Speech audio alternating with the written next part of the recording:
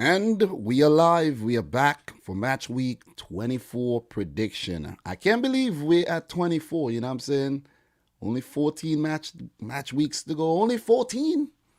Only 14, which means I got to come back here about 28 times to do a live stream prediction and roundup. Oh man. Oh man, the climb to the top was tough, but no time to go down. Now time to go down. So how's everybody doing today? Boy, Dominic Rich back with another one. Remember, it's a marathon, not a sprint. Sometimes you say, God damn, it's back already? I have to come back here and do this? But yeah, you got to come back. You got to come back and make it happen, man. So big up to everybody in the house. Shout outs to everybody watching the replay right now. Appreciate you doing so. I hope you enjoy the show. So let's get things on the road. And first, we would start with just doing a little FA Cup roundup and reaction to the draw, because it was the draw.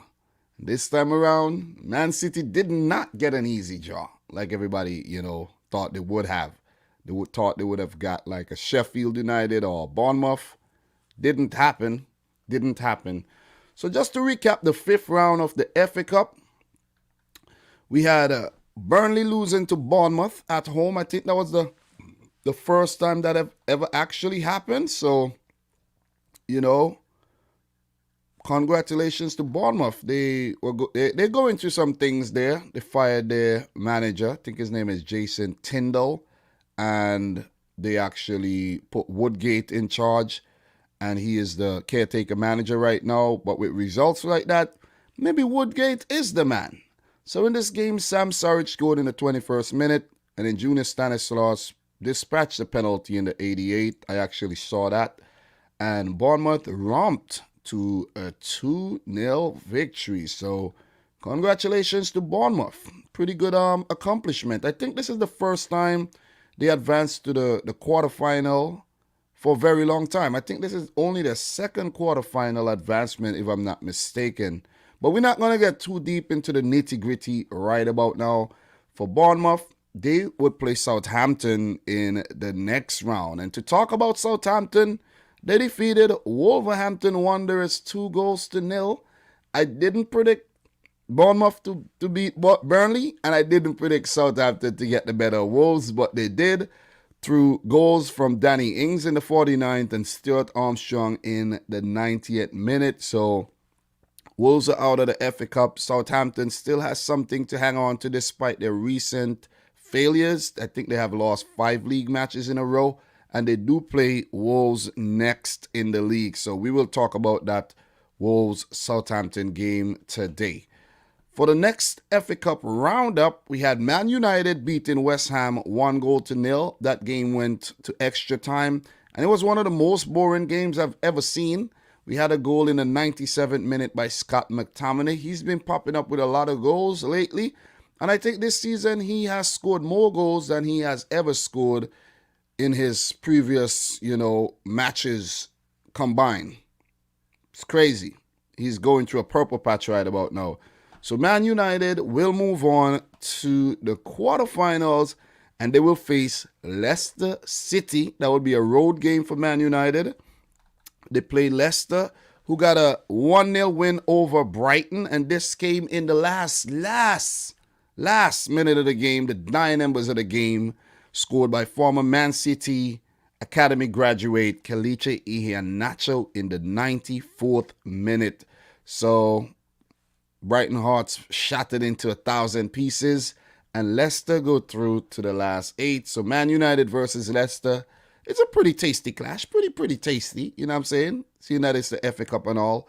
8 teams left, and that includes my team, Manchester City, who defeated Swansea on the road on their visit to Wales, 3-1. In this game, there was goals by Kyle Walker, Raheem Sterling in the 47th minute, and Gabriel Jesus in the 50th minute. And Mr. Morgan Whittaker got a consolation goal in the 77th minute for Swansea City. So Man City will move on to the next round. And for City, they play Everton, who defeated Tottenham 5-4. Oh my God. I was actually doing a gaming live stream while this game was going on because I had to. I simply had to because of time restraints or time constraints. And we had a 9-goal thriller. That was a 9-goal thriller. That is amazing, though. A 9-goal freaking thriller. Oh my God. You know what I'm saying? So in this game, Davinson Sanchez, who scored a brace, he scored in the 3rd and 57th minute. But his goal came in the 3rd.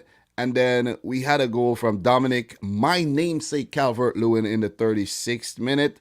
So it was 1-1 at that point. And then Richarlison made it 2-1 for Everton in the 38th minute. And then we had a lot of goals. We had a lot of goals. And it was 3-1 for Everton in the 43rd minute. Goal scored by Gylfi Sigurdsson from the penalty spot. And then Eric Lamela popped up in first half extra time to score to make it 3-2 at halftime. So it was 3-2 at halftime. 6-6 game. They came back in the second half, and Davinson Sanchez made it 3-3 in the 57th minute. But the goals kept coming in. Richarlison scored again in the 68th minute. And it was 4-3. And being 4-3, we had Harry Kane scoring in the 83rd minute to make it 4-4. It went into extra time. 30 extra minutes played by both these clubs. And you could also mention that West Ham and Man United played 30 extra minutes too. And then Bernard in extra time gave Everton the winner in the 97th minute, 5-4. So crazy game, man.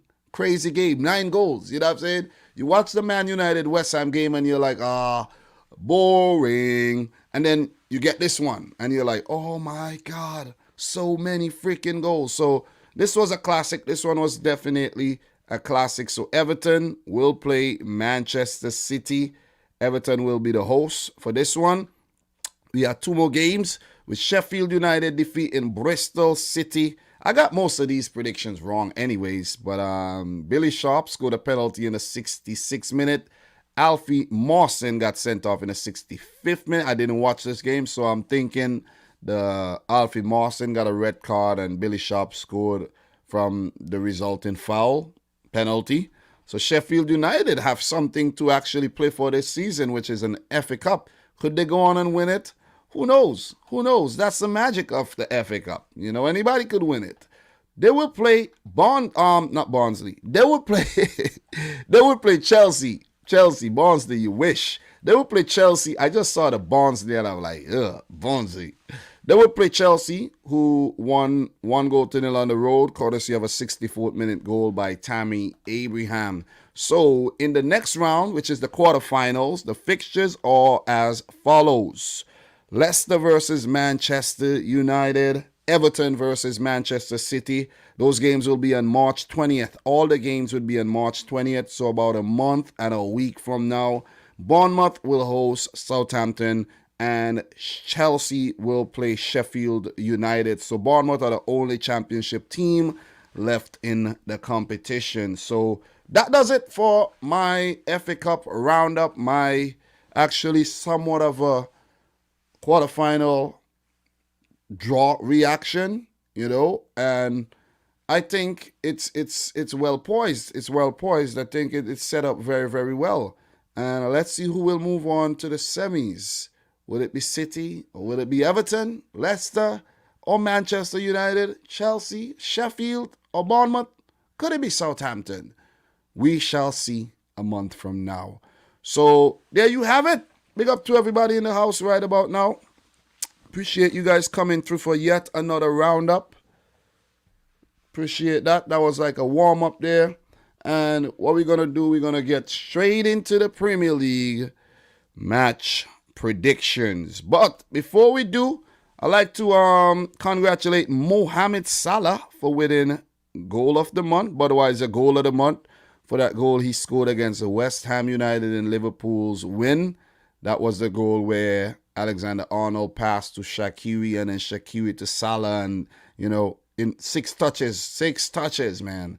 Amazing goal, amazing goal. So congratulations to Mo Salah for winning Player of the Month. Manager of the Month, Pep Guardiola. Pep Guardiola earns Barclays Manager of the Month award. So the nominees were Mikel Arteta. How did Arteta make the list? David Moyes, West Ham's been doing well. And Graham Potter, well, he deserves to make the list after what Brighton did. Brighton has been doing the business. So Guardiola wins it after, City's winning streak has been stretched to 15 games in a row. And could they continue to stretch that? I don't know. We play Tottenham. That has been a bogey team as of late. So let's see how that one works out.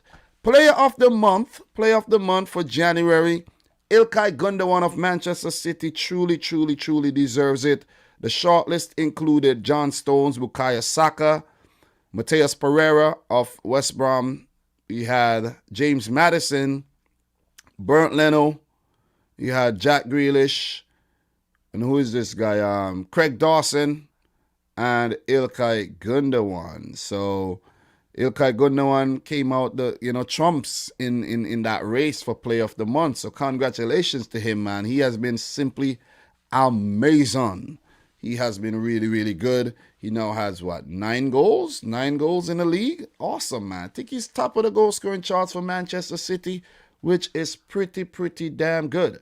So what we're going to do before we get into this week's matches, we are going to do a quick review of what happened last week. Seeing that there was the FA Cup and there's a few things happening in between, people may have forgot what happened for match week 23. Not every team has 23 games. There's still a few catch-up games to go. Like Man City will actually play Everton sometime next week during the week. And a few catch-up matches to go. So we had Aston Villa beating Arsenal 1-0. And remember, I've done a roundup for this, so you could always go back and watch those videos. It makes for good listening. Good listening. I've improved the audio quality and everything for you to have a great listening experience and a great visual experience as well. So always keep that in mind. Whenever you come back here, you could say, oh man, this guy Dominic is really putting effort in, You know what I'm saying? He's really putting effort in because I'm planning to be around for a very long time. You see what I'm saying? Very long time. Burnley and Brighton played to a 1-1 draw. We had Newcastle beating Southampton 3-2 in a very dramatic fashion. Fulham and West Ham played to a 0-0 draw. Man United and Everton played to a very exciting 3-3 draw. Spurs defeated West Bromwich Albion 2-0. Wolves and the Foxes, Leicester City, played to a 0-0 stalemate. Liverpool got smashed at home once again, 4-1 to Manchester City. Sheffield United lost at home 2-1 to Chelsea. And Leeds United on Monday, the game that I didn't talk about yet, defeated Crystal Palace 2-0. So in that game, we had goals from Jack Harrison, which was his 6th goal this season. Jack Harrison has been doing the business. Stuart Dallas with his 2nd assist to set that one up. And then Patrick Bamford, man, scored again to make it his 12th goal of the season. Amazing return for Patrick Bamford. And he will be in the Premier League next season for sure. So there you go with Crystal Palace, who has lost Wilfred Zaha. And Palace without Zaha is, not good. Not good at all. You know what I'm saying? It's like, okay. It's like a snake without venom. You see a snake, it has no venom. It's not a constrictor, but it doesn't have any venom. You're like, okay, whatever. That's just a snake, man. You kick it. You see what I'm saying? No, say no to animal cruelty and all, but you're not afraid of that snake because it can't hurt you. So that's what's basically going on there with Crystal Palace. So we are going to get into this week's matches. We have some very exciting matches. And to kick it off, Leicester will play Liverpool. You have Crystal Palace coming up against Burnley. Man City against Spurs. That's a big one. That is a big one. Brighton against Aston Villa. That would be an exciting one. And those all come tomorrow. On Sunday, we have Southampton playing Wolves. West Brom playing Manchester United. Arsenal playing Leeds. That's going to be an exciting one as well. Everton versus Fulham. West Ham versus Sheffield on Monday. And Chelsea versus Newcastle United on Monday. So big up to everybody in here, man. How you feeling right about now? Hello to everybody who's in the house right now, man. Appreciate it. Appreciate everybody in here right now. Appreciate it, man. So, yeah. So let's get into today's episode, finally. After a little warm-up there, just to catch up and make sure I cover everything. Big up to everybody in the house right about now. Appreciate you coming through. It's about 9:46 local time. I had to get up very early. I wanted to actually sleep through the morning, but you know how it is, man. You know how it is. Man's got to do what he got to do. See what I'm saying? So let's go. So the first game I want to start with something a bit small, nothing too crazy. And we're going to start with Crystal Palace versus Burnley. Crystal Palace versus Burnley. So right now, for Crystal Palace, they're 13th in the league, 29 points. Burnley, 17th with 23 points. But they do have an 8-point gap between themselves and Fulham in the relegation zone. So Burnley, they're kind of not 100% comfortable, but they are comfortable. They are definitely comfortable right about now. They just need to continue to pick up the points, something that they haven't really been doing in the last 3 games. They did get 1 point in the last match week, but prior to that, 2 losses, and prior to that, 2 wins. So they need to pick up the slack and get things going. It would be very encouraging for Burnley that Wilfred Zaha won't be available for Crystal Palace. That's going to be a very, very encouraging bit of news for Sean Dyche and his boys. Earlier this season, Burnley defeated Crystal Palace 1-0 at Turf Moor. And last season, they also got a 1-0 win, but Crystal Palace won at Turf Moor. So, it has been they have been playing swisheroo, over the years. Because over the last 10 games, Burnley has 5 wins, Crystal Palace has 5 wins. So, what a stat, right? What a freaking stat. Sean Dyche does not have a great record against Roy Hodgson, where they played 6 times. He has 2 wins. Hodgson has 4. And his record against Crystal Palace is a mixed bag with 6 wins, 7 losses, and a draw. Dyche need points. So does Palace, but Dyche need points to, continue to lengthen the gap, widen the gap, however you want to put it, between themselves and Fulham. And they would actually want to pick up 3 points, not 1, but 3.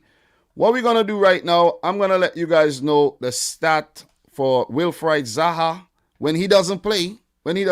He made 19 appearances this season, right? We're just going to check his appearances and see what went on when he didn't play. So when he didn't play twice this season, he didn't play against Burnley and he didn't play against Newcastle early on in the season. Crystal Palace lost both those games. They lose sometimes when he's in the game, but whenever he's not in the team, they lose the game this season. And that has happened 4 times.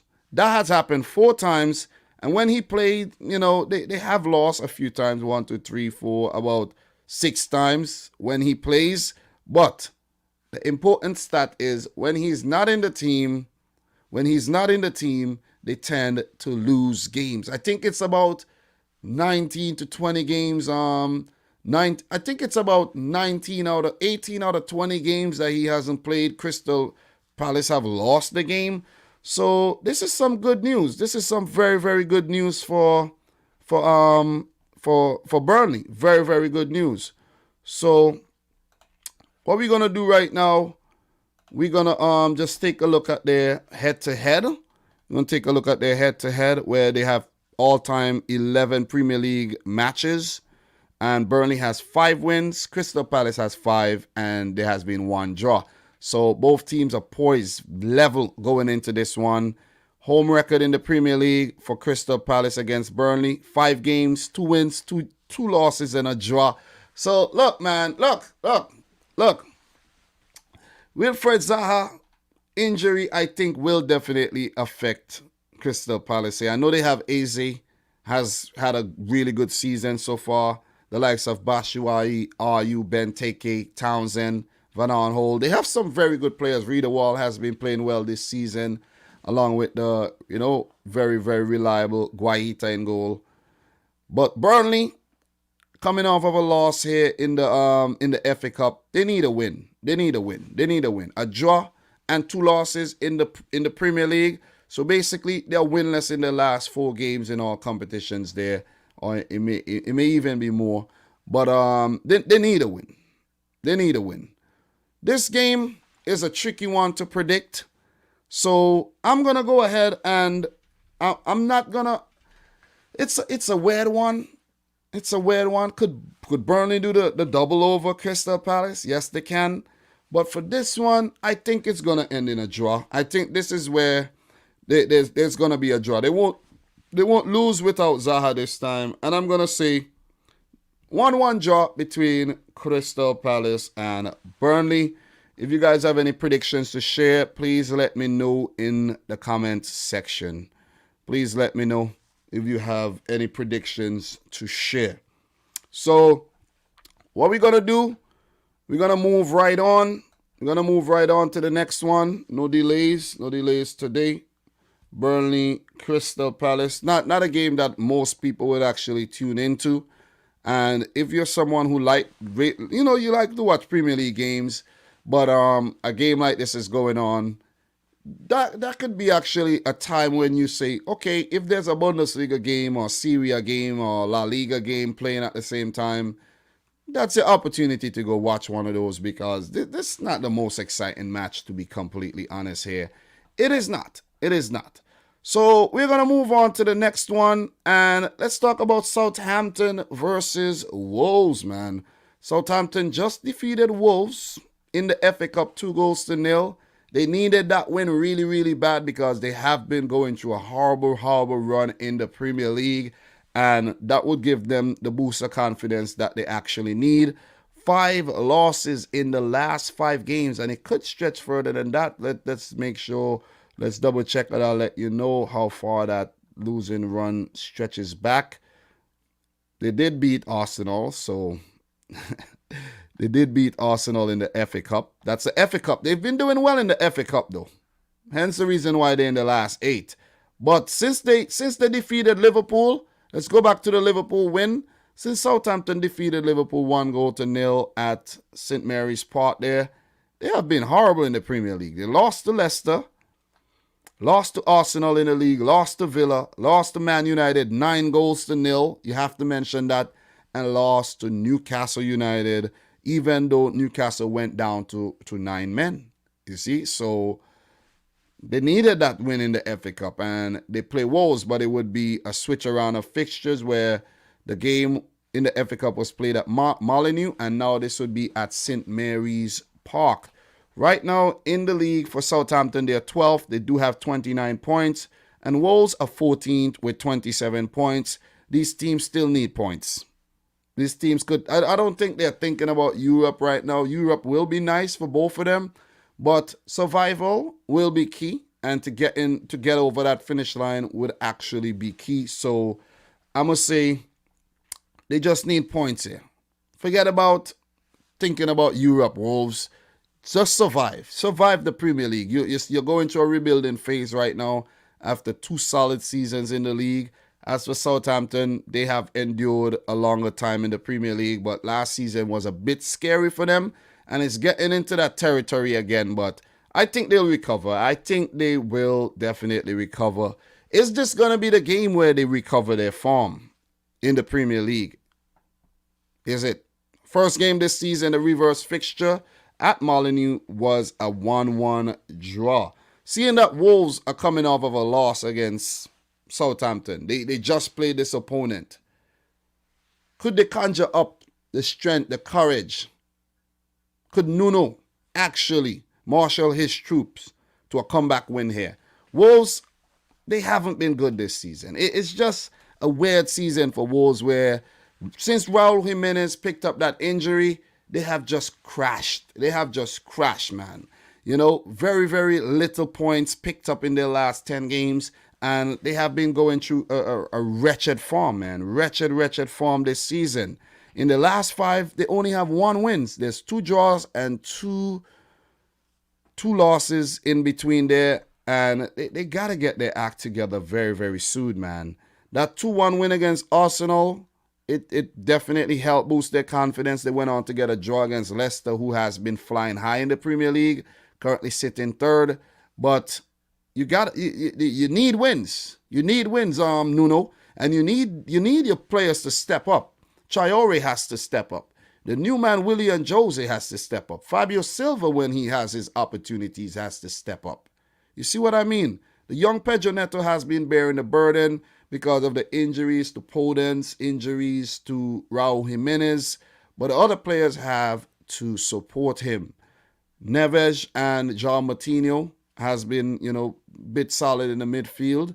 And the defense has always been, rather, let's say okay. But they have been letting in too many goals this season.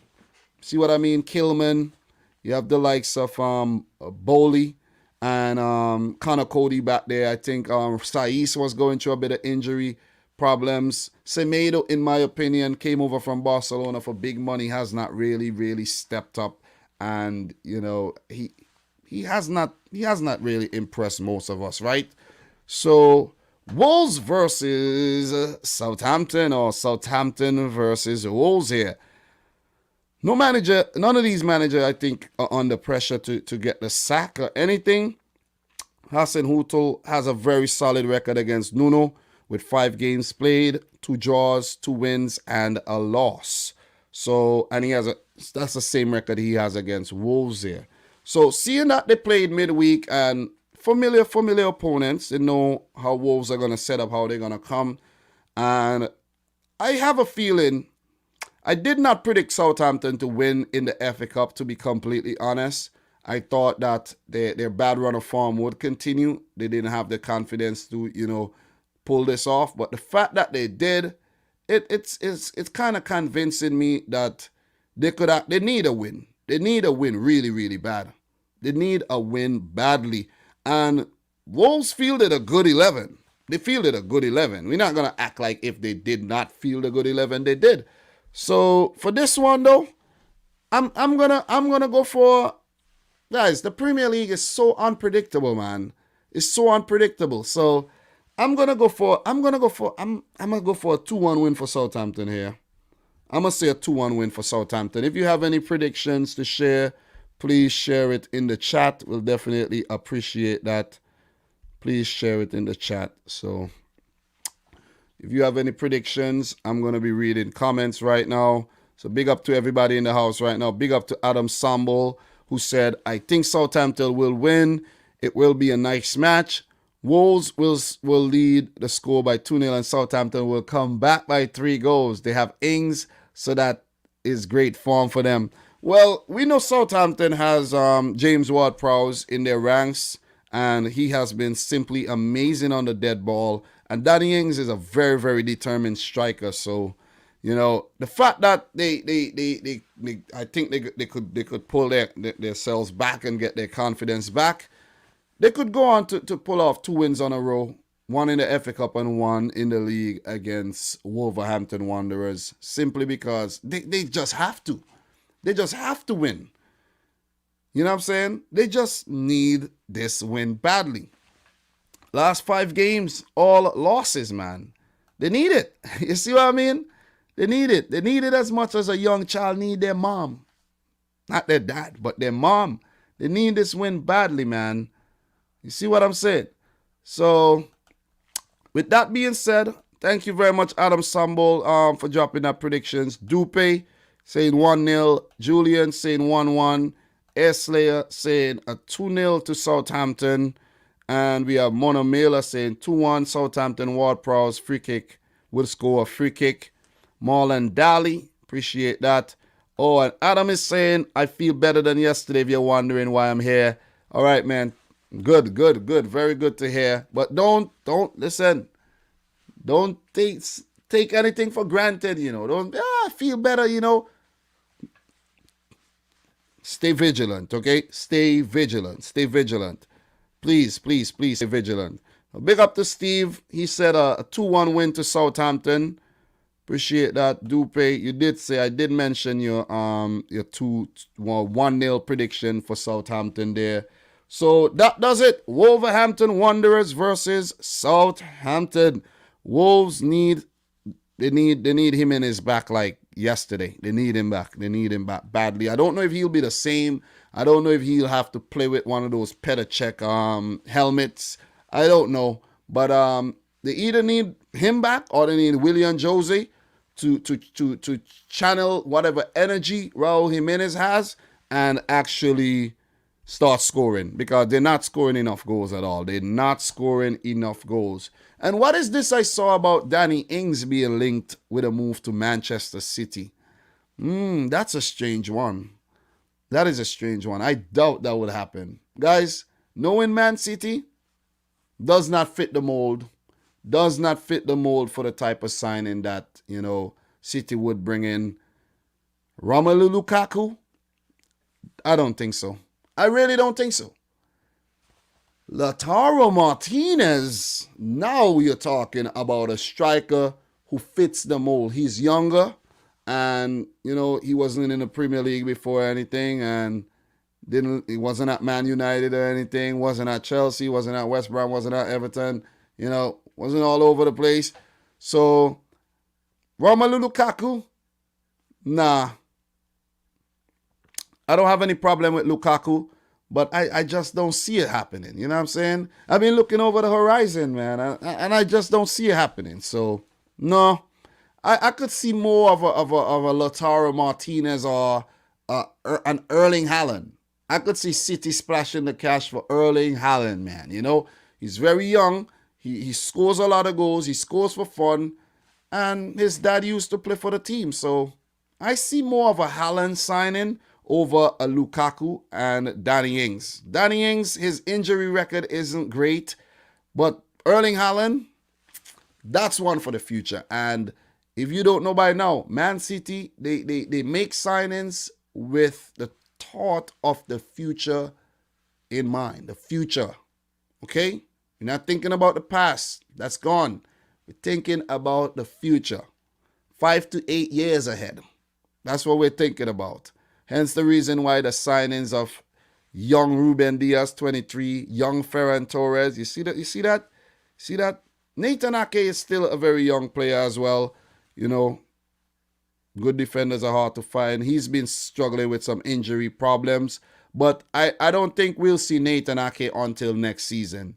You see what I mean? Man City bought him knowing that he's injured, and they just nurturing him, strengthening him for next season. For a possible title defense. Not a title attack, but a title defense next season. Possible. It's not done yet. Still 14 match weeks to go, and we are not going to get too ahead of ourselves. So, look, let us move on to the next game. And the next one we want to talk about is Brighton and Hove Albion over...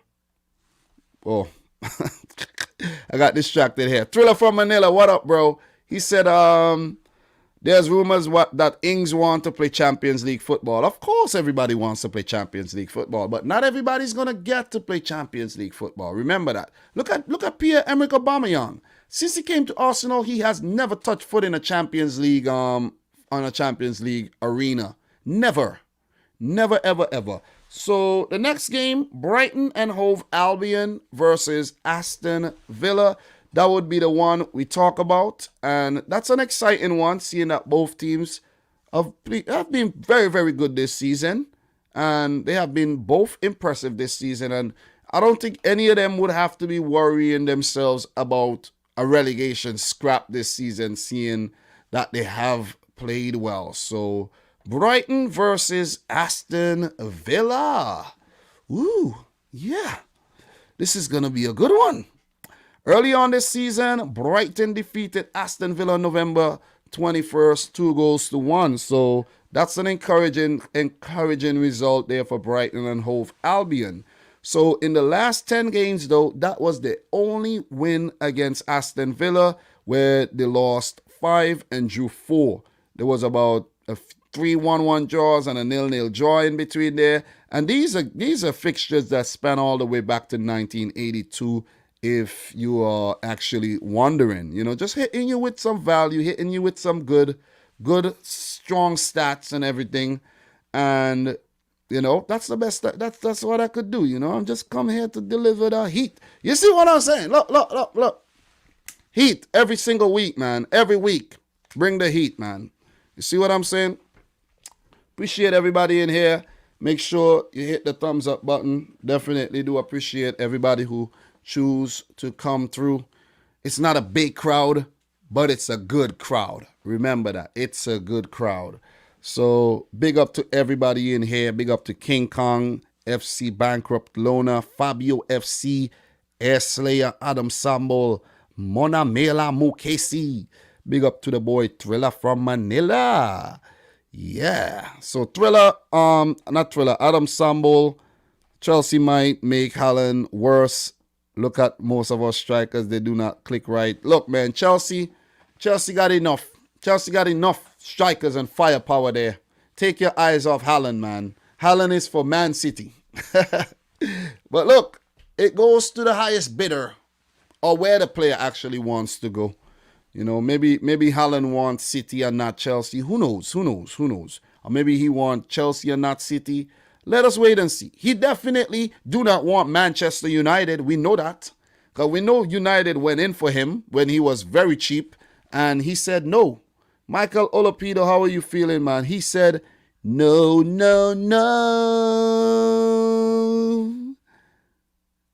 He gave him the Don Pen treatment, Hell no.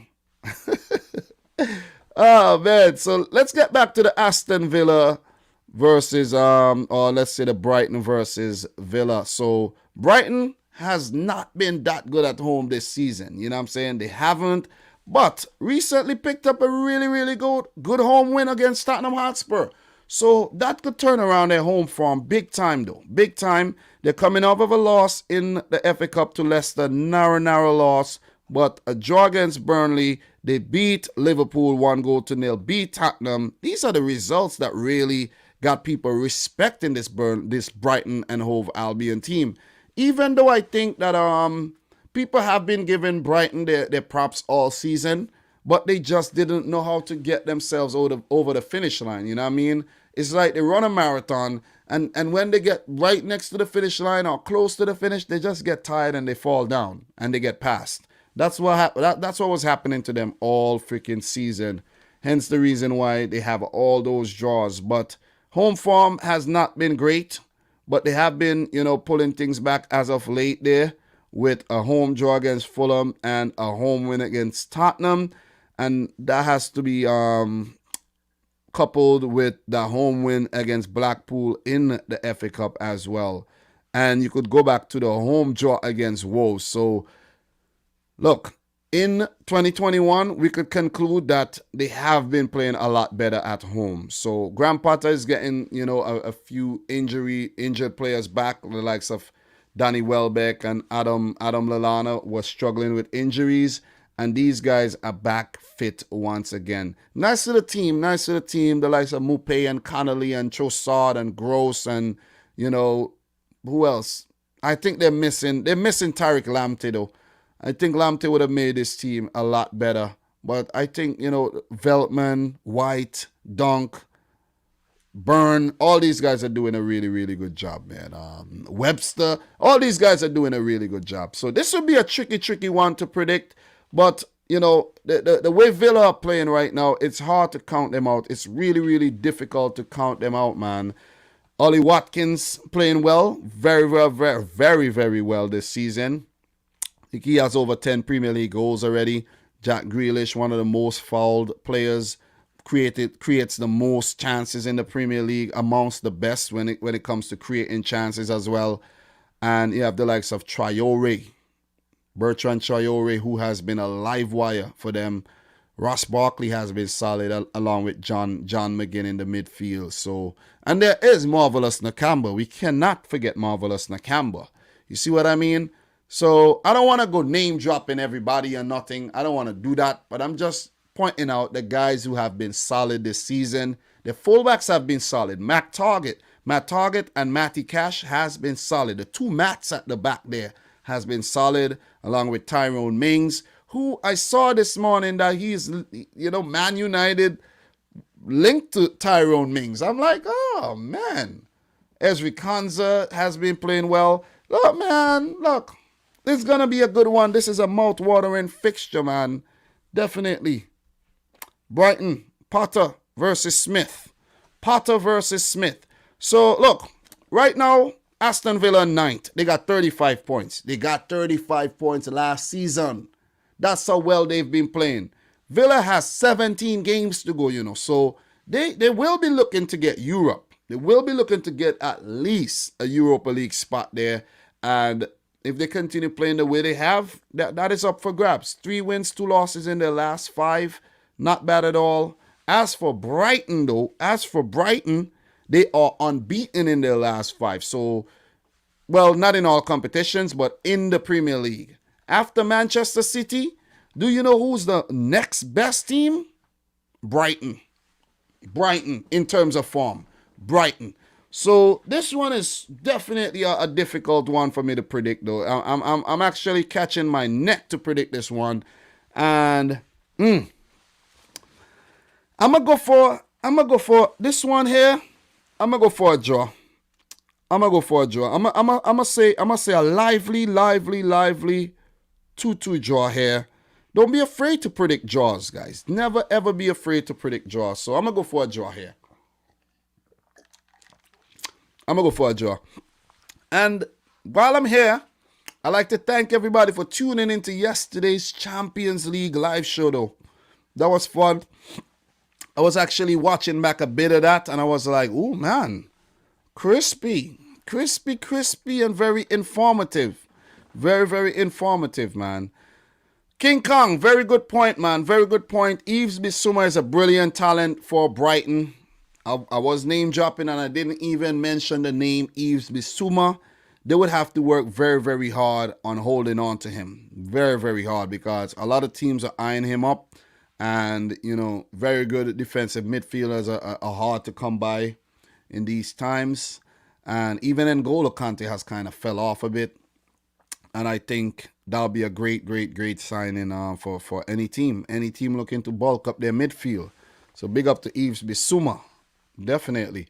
So what we got here? Adam Sambo said, I'd say it would be a good scoring match and it will end in a draw 2-2. Okay, just like me. Villa to score first, but Brighton will pull one back and later to lead the game, and Villa to score a late goal. Exciting stuff there. Exciting stuff. But I am going to go for a draw here. When not sure, predict a draw. You can't ever go wrong with that, So if either team wins, you're like, I predicted a draw anyways. Yeah. Imagine Yves Bissouma and Wilfried Ndidi double pivot in the midfield. Yeah, man.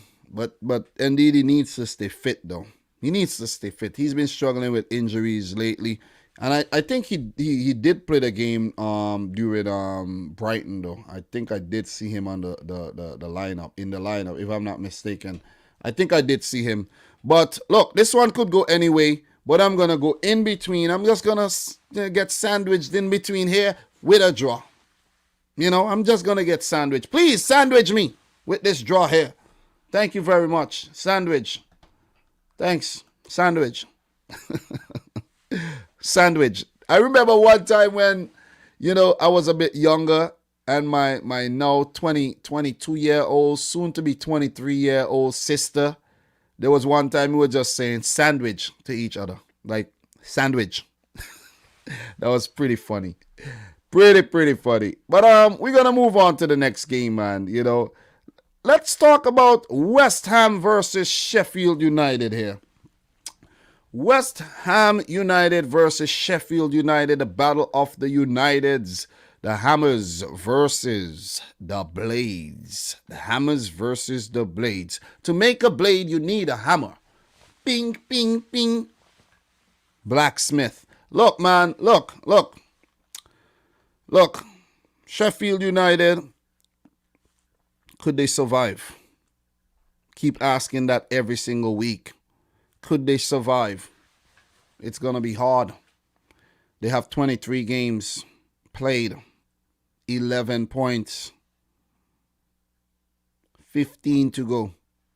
Sheffield, you got to win all. Maybe 10. Got to win at least 10. Could they do it? I don't see them doing it. I really don't see them doing it, man. I really don't see them doing it. West Ham picked up a 1-0 win over Sheffield early on this season in the reverse fixture. And Sheffield, they were so good last season that they did not lose to West Ham last season. They picked up a win and a draw. They didn't even lose to the Hammers last season. But I don't know what happened. I do not know. Maybe teams just figured Sheffield out, but they can't seem to score unless Billy Sharp comes on or something. But they can't seem to score. They've invested in their team, invested some good money in their team. Brought in, Lowe and Bogle. They brought in Oliver Burke with a swap deal there for Robinson. And then they brought in, oh man, don't even get me started on Ryan Brewster. No goals, man. You know what I'm saying? So they're not getting return on their investment. ROIs are very, very, very, very low. So, yeah, man. Yeah. So, yeah. Look. Sandwich. So the return on investment is very, very low, man. So, Sheffield versus West Ham United. Look, good news for West Ham. Thomas Schusek's red card was rescinded. So he would actually be available for this game. So, despite them not defeating Man United in the cup, I think they would be fine and they would just, put that behind them and move on. Because it is, the FA Cup for them could pose a distraction. So you just need to focus on trying to pick up at least a Europa League spot, David Moyes. You see what I mean? Pick up a Europa League spot and you're good. And we're here talking about Europa League spots. Soon, in the near future, if they still continue to go ahead with that plan, there will be Europa League 2 football. There will be a third-tier European competition. Champions League, Europa League, and then Europa League 2. So teams like West Ham and Everton and Aston Villa and these teams that are trying to get those spots, they could get a Europa League 2 spot. But for West Ham, pretty good form. 1 loss in their last 5 there. And that loss came against Liverpool. It's like David Moyes just relinquished the game. Like, man, we give up. We give up before the game started. Showed Liverpool too much respect, in my opinion. And they ended up on the end of a 3-1 defeat. So West Ham knocked out of the FA Cup, as I mentioned. Last game, a 0-0 draw against Fulham. Defeated Villa, lost to Liverpool, defeated Palace. So they've been in good form. Defeated West Brom, Doncaster. They've been in very, very, very good form here. And the team has been playing very well. I think they should have actually tried their hardest to get another striker to supplement Mikel Antonio. But they missed out on a few targets like a Josh King and like a Yusuf Enesiri. They just wasn't able to replace Sebastian Haller. But, they have the likes of Yarmolenko still around the squad. The aforementioned Mikel Antonio. And, Ben Rama signed permanently. For now, they have a very solid team. Bowen could play through the center as well if needed. So I think here I go again. I think West Ham would be okay. I think they would be okay. Look, man, I'm not going to be long-winded here with this one. Not necessary at all. But West Ham are 6th with 39 points. They have survived the season. They don't have to worry about relegation or anything. Now, I think they have even overachieved this season. Now they have to just try to get that European spot. As for Sheffield United, it's all about saving face. It's all about just not getting battered every single week. Or they haven't been getting battered. That's the crazy thing. But it's just about not losing more games. At least put up a fight. At least put up a fight. But for this one, though, unfortunately, I don't think Chris Wilder and Sheffield are going to put up much of a fight here against West Ham United. And I am going to go for a 3-1 victory to the Hammers. So 3-1. 3-1. That's my prediction for this one. Guys, let me know yours in the chat. Definitely appreciate it. Let me know yours in the chat there. Let me know yours. Let me know yours, man. Let me know yours. And if there's any Liverpool fans in here, big up to you, man. Big up to any Liverpool fans in here. I don't think there's many. I really don't think there's many. The Liverpool fans have abandoned, they've abandoned me, basically. Maybe because of my behavior in the last game there when City played Liverpool. They're scared of me. The Liverpool fans, most of them are literally scared of what I will say. They don't want to hear it. They don't want to hear it. You know what I'm saying? They don't want to hear it from a City fan. Maybe from a Liverpool fan, they would say, yeah, you know. But from me, no, man. No.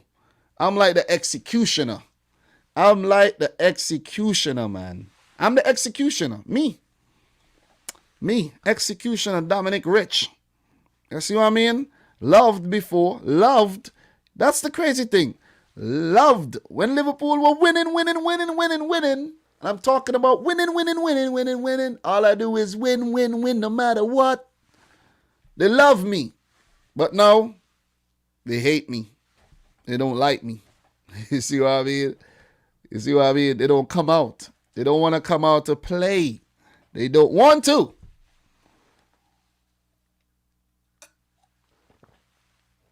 King Kong is saying, I still can't get over that Foden goal against Liverpool. Class the kid. Yeah, that was a crazy goal. That was a crazy goal, man. But look, we are going to push on. So big up to everybody who left predictions. Adam Samble, Sheffield to win 1-0. They beat Newcastle and Man United. Uniteds are not good against Sheffield. Ooh, very good observation. But I think West Ham are going to handle business. You never know. This is the Premier League. But I think West Ham, they're looking very, very, very, very good, man. I'm very impressed with what I see from West Ham United. You know, the likes of Declan Rice. Craig Dawson has came in and looked good at the back there. Ogbonna picked up an injury in the United game. I think it was the United game, so he might be out. So Issa Diop did come on and pick up an injury and then, you know, had to go off. I think Issa Diop was the first person subbed off for the concussion sub rule. I think Ryan Fredericks came on, if I'm not mistaken. So that's a little bit of history for you there. Definitely a little bit of history. So what we're going to do right now, Airslayer, let me read out a few more predictions and then we're going to move on. Predictions, not reactions. Predictions and we move on. Airslayer 2-0. What else we got? Thriller saying Dom is an old school fax machine. Yep, you got that right. You know, when I'm calling out all the freaking mediocre performances by certain players, people don't like that, man. FC Bankrupt Loaner 1-0 to West Ham United. 1-0. Zaali says, facts don't lie. You have to put it out there. Yeah, man, you got to put it out there, regardless to what the circumstance may be. What am I supposed to do? You know what I mean? When Liverpool lose, what am I supposed to do? Come out and just say, you know what I mean? What am I supposed to freaking do? You see what I mean? But big up to Adnan. Adnan is a Liverpool fan and he's been around forever. So yeah, thank you very much. So he says 2-0 to West Ham. Sebastian says a 2-1 to West Ham. Also, Sebastian is a Liverpool fan too. Low-key a Liverpool fan. A big one. Big Liverpool fan, Mr. Sebastian there. From you know. Sebastian, are you really from Sweden though? But big up to you though. Big up, Sebastian. From Sweden. AIK. So, what we're going to do, guys, we're going to move right on. We're going to move along. We're going to move along. So just to recap what I've done so far, guys, I've done a FA Cup recap, a roundup, a little FA Cup recap. I touched on, little Premier League awards there, Player of the Month, Goal of the Month, Manager of the Month, and I've gone through 4 Premier League fixtures already, and we are about 54 minutes into the show, and we will continue. The show must, and it absolutely must go on, regardless to what. It must go on, okay? It must go on, man. Must go on. Boy, Dominic Rich back up in the house doing it solo dolo once again. All right, so the next game I want to talk about, let us talk about this one. I think this one will be pretty straightforward, and we shouldn't linger too much on this one. You remember what Elephant Man said? No linger. See what I'm saying? You know what they say? You know what your parents tell you back in the days when you go to school? Come straight home. No linger. Don't linger. Come straight home, okay? Don't follow the bad kids. We're not going to linger. So, West Bromwich Albion versus Manchester United. Manchester United, who are now second. West Brom are 19th. And let's talk a little bit about West Brom first. We're not going to go crazy and go on a long-winded tangent or nothing, but West Brom, man, Sam Allardyce brought in after the sacking of Slaven Bilic, and he has not done better than Slaven Bilic, in my opinion. He hasn't, because since Sam Allardyce came in, man, I think West Brom has 1 Premier League win and a draw, something like, and 2 draws maybe, So just to reiterate that, they picked up a draw against Liverpool. They picked up a win against Wolves, and a draw against Fulham. And that ain't good enough. That is not good enough. They lost every other game. Not even a draw. Every other game, they freaking lost it. So, they have just been bad. Sam Allardyce have not came in and fixed a goddamn thing. He probably made it worse, because West Brom had to go in their pockets. They had to support him in the transfer window. Brought in Snodgrass, Kuzlu, and Diagne. They brought in Ainsley Maitland-Niles. Who else they brought in? They brought in they brought in somebody else, man. But it doesn't matter who you bring in. You're not getting the results. You see what I mean? They're coming off of a loss against Sheffield and a loss against Tottenham. Like, how are you going to lose against Sheffield? How are you going to lose against Tottenham? I'm just joking. Because Tottenham has been in bad form right about now. But they bounced back. They bounced back there against West Brom, but then went and freaking lost against Everton. We'll get to Tottenham versus City pretty soon. We'll get to that one. We will get to that one. We will get to that one very, very, very, very, very, very soon. We will get to that one. But look, West Brom, man, ain't got nothing else to say. They ain't scoring enough goals, and their defense is absolute shite. You see what I mean? So, it's going to be a tough one. And the fact that United are on the road, oh my God, United they have a better road record, I should say, than a home record. They have lost more games. They have lost a lot of games at home. A lot of games. I think, let me double check the United record here. So, United last few road games. Let's talk about their road games. A 0-0 against Arsenal here. Then 2-1 against Fulham. 0-0 against Liverpool. 1-0 to Burnley. They've been very good at on the road. 2-2 against Leicester. 2-0 against Everton in the FA Cup, in the EFL Cup, I should say. 3-2 against Sheffield. This has been their road form.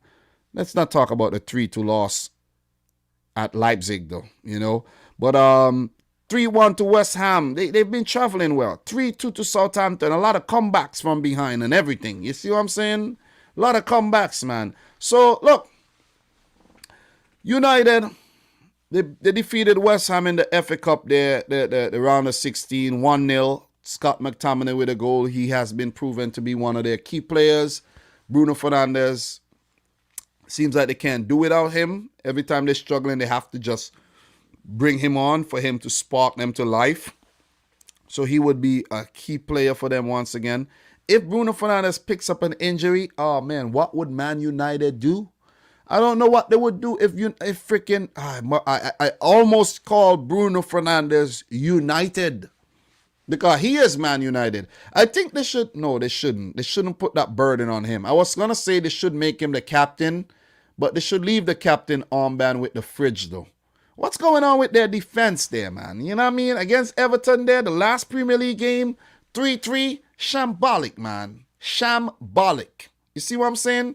It's like the fridge run out of refrigerant. You see what I'm saying? What happened to the Freon? They don't use Freon no more, but whatever happened to it? They still call any refrigerant Freon. But what happened to the Freon? Oh, man. Look. Harry Maguire, the fridge. Lindelof, the freezer. Telling you, man. Telling you. But look. Manchester United, even though they have been so-so, definitely they have been very so-so. You know, a yo-yo form. Up, down, up, down. You got to give it to them. They are a better team than West Brom. And I think it's going to take some type of miracle for Sam Allardyce to beat Ole Gunnar Solskjaer's Red Devils here. Don't get me wrong, you know. As a Man City fan, I would absolutely love the shit out of it. I would love it. I would love it. But I don't think it's going to happen. I don't think it's going to happen. I think the likes of Diagne will trouble. I think they will trouble, and I think they might actually score first. But United will come back, and they would win the game 3-1. I'm going to say a 3-1 for United. West Brom to score first. United get back the equalizer and just take things from there. 2-1. Late in the game, West Brom throwing numbers up, and then they concede another one. You know what I'm saying? So Cavani, maybe on the score sheet. Rashford. Bruno Panage on the score sheet. So 2nd versus 19th. That's a mismatch right about now.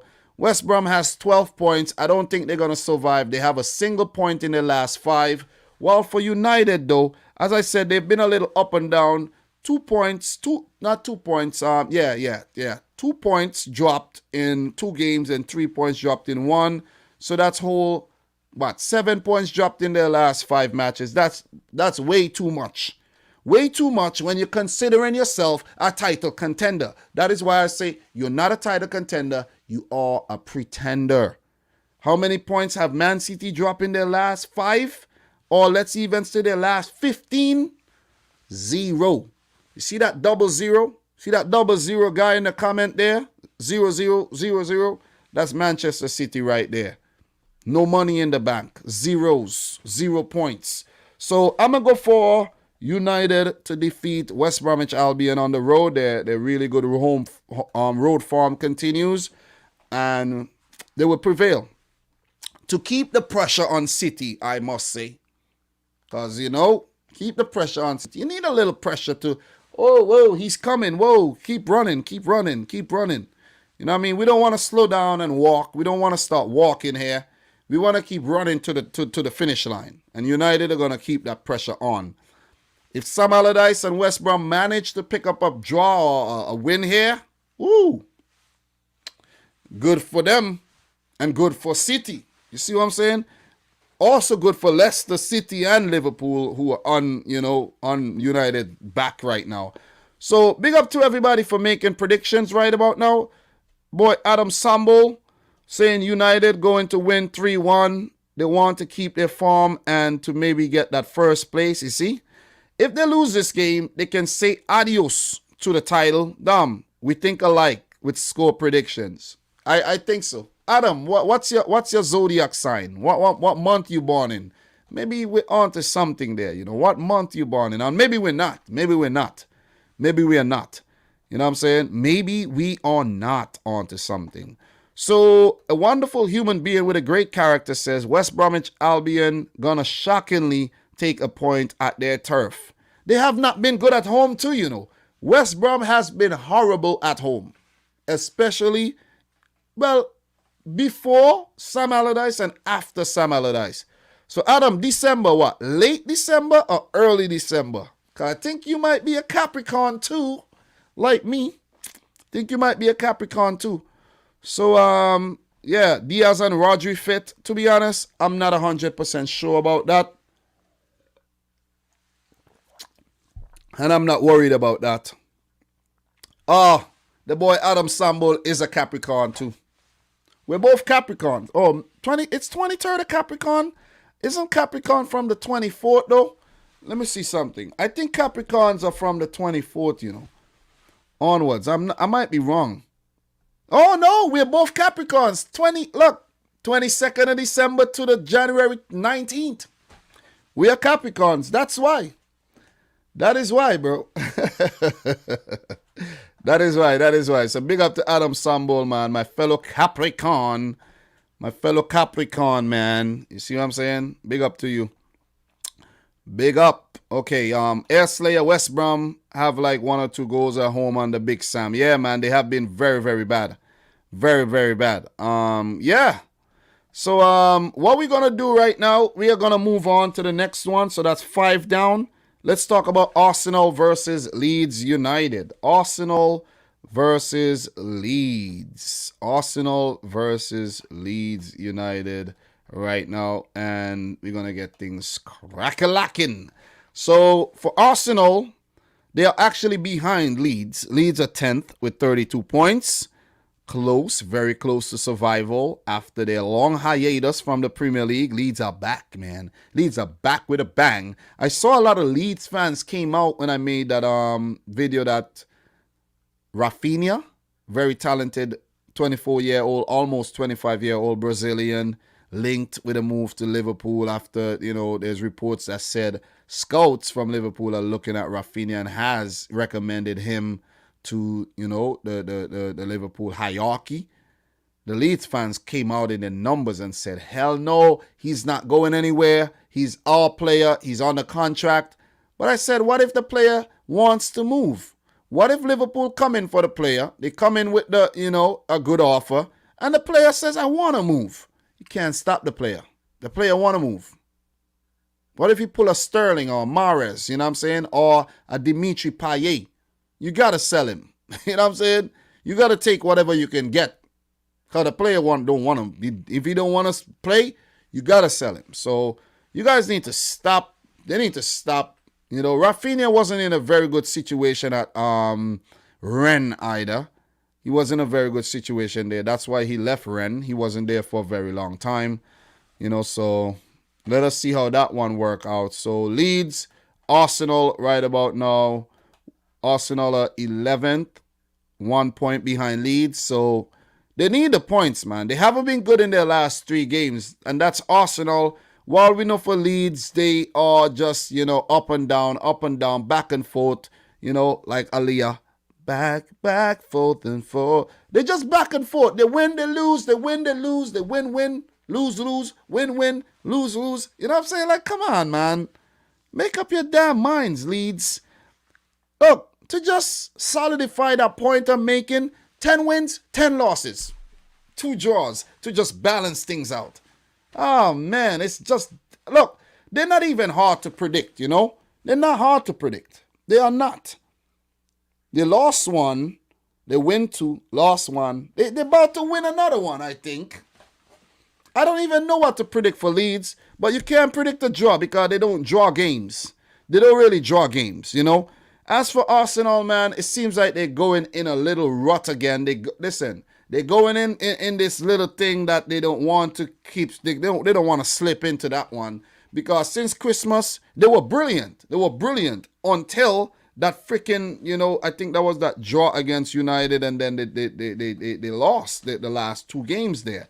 Lost to Wolves, lost to freaking Villa, draw to United, and that's where it actually started. Downhill. You know what I'm saying? Downhill. Are we going to see a stop to this? Is it going to come against Leeds United? Listen, Arsenal, they're the type of team that once they're winning, yeah. And then once they're losing, it's like,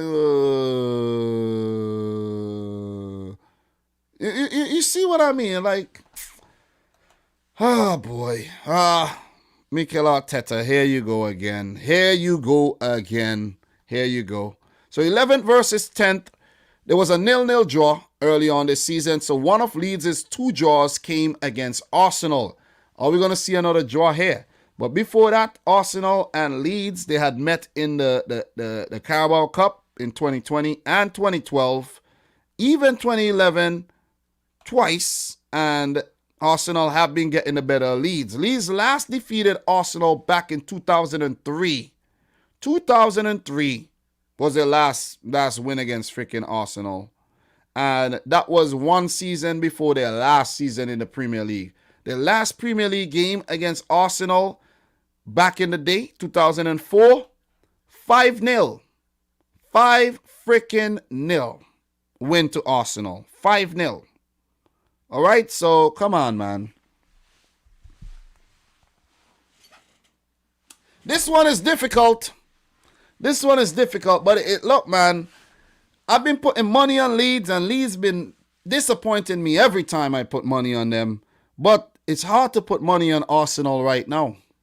It's really difficult. Like, I don't know what they're doing. Seriously. I really don't know what they're doing, you know what I mean? They sent Willock. They sent Ainsley Maitland-Niles out on loan. They brought in Odegaard. It's kind of confusing to me. But Odegaard has looked good in the few little cameos that he played so far. But Aubameyang needs to step up, man. What has happened to Pierre-Emerick Aubameyang? What has happened to him? Mental issues, maybe? Not craziness, but just mental health issues in terms of his mom and, you know, the big fat contract he signed. Way too much money to count. Oh my God, too much money to count. Jesus Christ, I'm overwhelmed. You see what I'm saying? You know, David Luiz, these red cards, you know. Leno with the red cards. They just all over the place, man. They just all over the place. Like, get a grip of things, man. You had it, and then you just, you know, it's like a soap. You drop the freaking soap. You know you can't don't drop the soap. You know what I'm saying? Like, come on. I won't know anything about the soap dropping you. I never went to jail or anything. So, yeah. So, 0-0 draw, first game of the season. Leeds United, we know, picked up a win in their last game against Crystal Palace. And they have been a very, very good team on their return to the Premier League. I only got good things to say about Leeds. You know, in terms of the teams promoted, the 3 teams, they have been the most impressive. Look at what Fulham and West Brom are doing in the relegation zone. And look at where Leeds are. Messing with the Premier League, you know, big boys, messing with the guys who've been around in the Premier League for years. They're just disrupting. Leeds are disrupting the flow of things. And listening to the Leeds fans, reading the comments, this is what they came to do. Disrupt the flow of things. Cause disruption in the Premier League, and they have been doing so. The team, I think Leeds are one of the teams that they don't really switch. They play the same team a lot, and when they don't, you don't really notice a big difference. A lot of the players are very, very versatile, and I'm being impressed with Bamford and his return with 12 goals. Harrison has been very, very lively as well. And Rafinha, the aforementioned Rafinha, has been damn good. Rodrigo was good, but he's suffering with a little injury problem right now. And you have to give it to the 20-year-old French goalkeeper, Ilhan Meslier, man. Meslier, when you think about it, man, only 20 is very young, you know. And for him to be doing a very good job for Leeds is mature. It's very, very mature. I don't think anybody else could have done a better job here. Don't think anybody else could have done a better job. So, look, for this one, I'ma say Arsenal drop the ball again. I'ma say Arsenal drop the ball. Every time I predict Leeds, they always lose. But I'ma say Arsenal drop the ball here at the Emirates, and I'ma say might be a high scoring affair. I'ma say Arsenal 2, Leeds 3. Arsenal 2, Leeds United 3. Arsenal 2, Leeds United 3. And that'll be my prediction. What are you guys saying? We're winding down. We're getting there. I see you guys are mentioning Click, Phillips, Dallas. Yeah, a lot of very, very good players. A lot of very, very good players, man. You know what I mean? You got to give it to them. You got to definitely give it to them. So, Sebastian is saying a 2-2 draw. Bankrupt Loner is saying fifth, finish fifth. Adam Samble, well, wait. Adam Samble is saying, I think Leeds will win 2-1. Going to be a tight game till the end. Bamford to get on the score sheet as usual. At Dominic Rich, Wagwan, Dom, big up to you, and big up to Jordan Hyman Phillips also. Oh man, okay. I don't know what you're talking. I don't even know what you're talking about there, but okay. But big up to you though. Big up to you. Big up to you.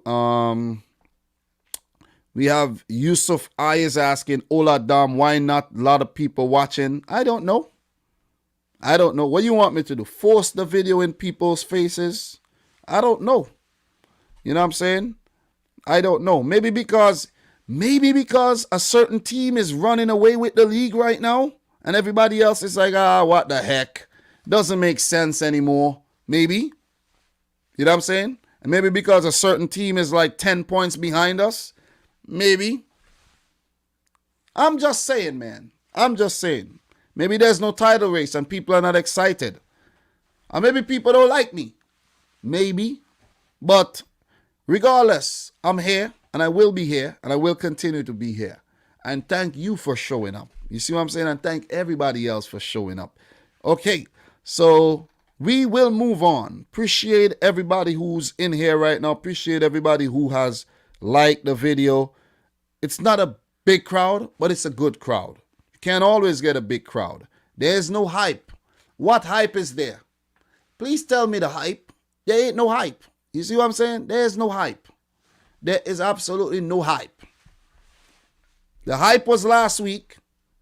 We played last week, the defending champions, and what happened? They got smashed up 4-1. 4-1. You see what I'm saying? So people have given up. People have given up. All right, you guys are asking questions, and I don't know if you guys are asking questions. You want answers to the questions, huh? You want answers to the questions. Master Yoda is coming in here asking questions and all of that. At Dominic, stop atting me. Don't at me. What has happened to Ryan, man? That guy gone in the last few weeks. Look, man. People got their own agenda, man. You see what I'm saying? People got their own agenda. Ryan doing his thing on his channel. See what I'm saying? He's doing his thing. I'm doing my thing. And, you know, we did our thing together for about 20 weeks. 20 weeks. That's a long time. That is a long time. 20 weeks. And then it just wasn't working anymore. It just wasn't cohesive anymore. You see what I'm saying? It wasn't cohesive because, you know, people started to make complaints. People started to make excuses and all of that. And I would tell Ryan that to his face. Complaints, excuses. You know what I'm saying? And I can't deal with that.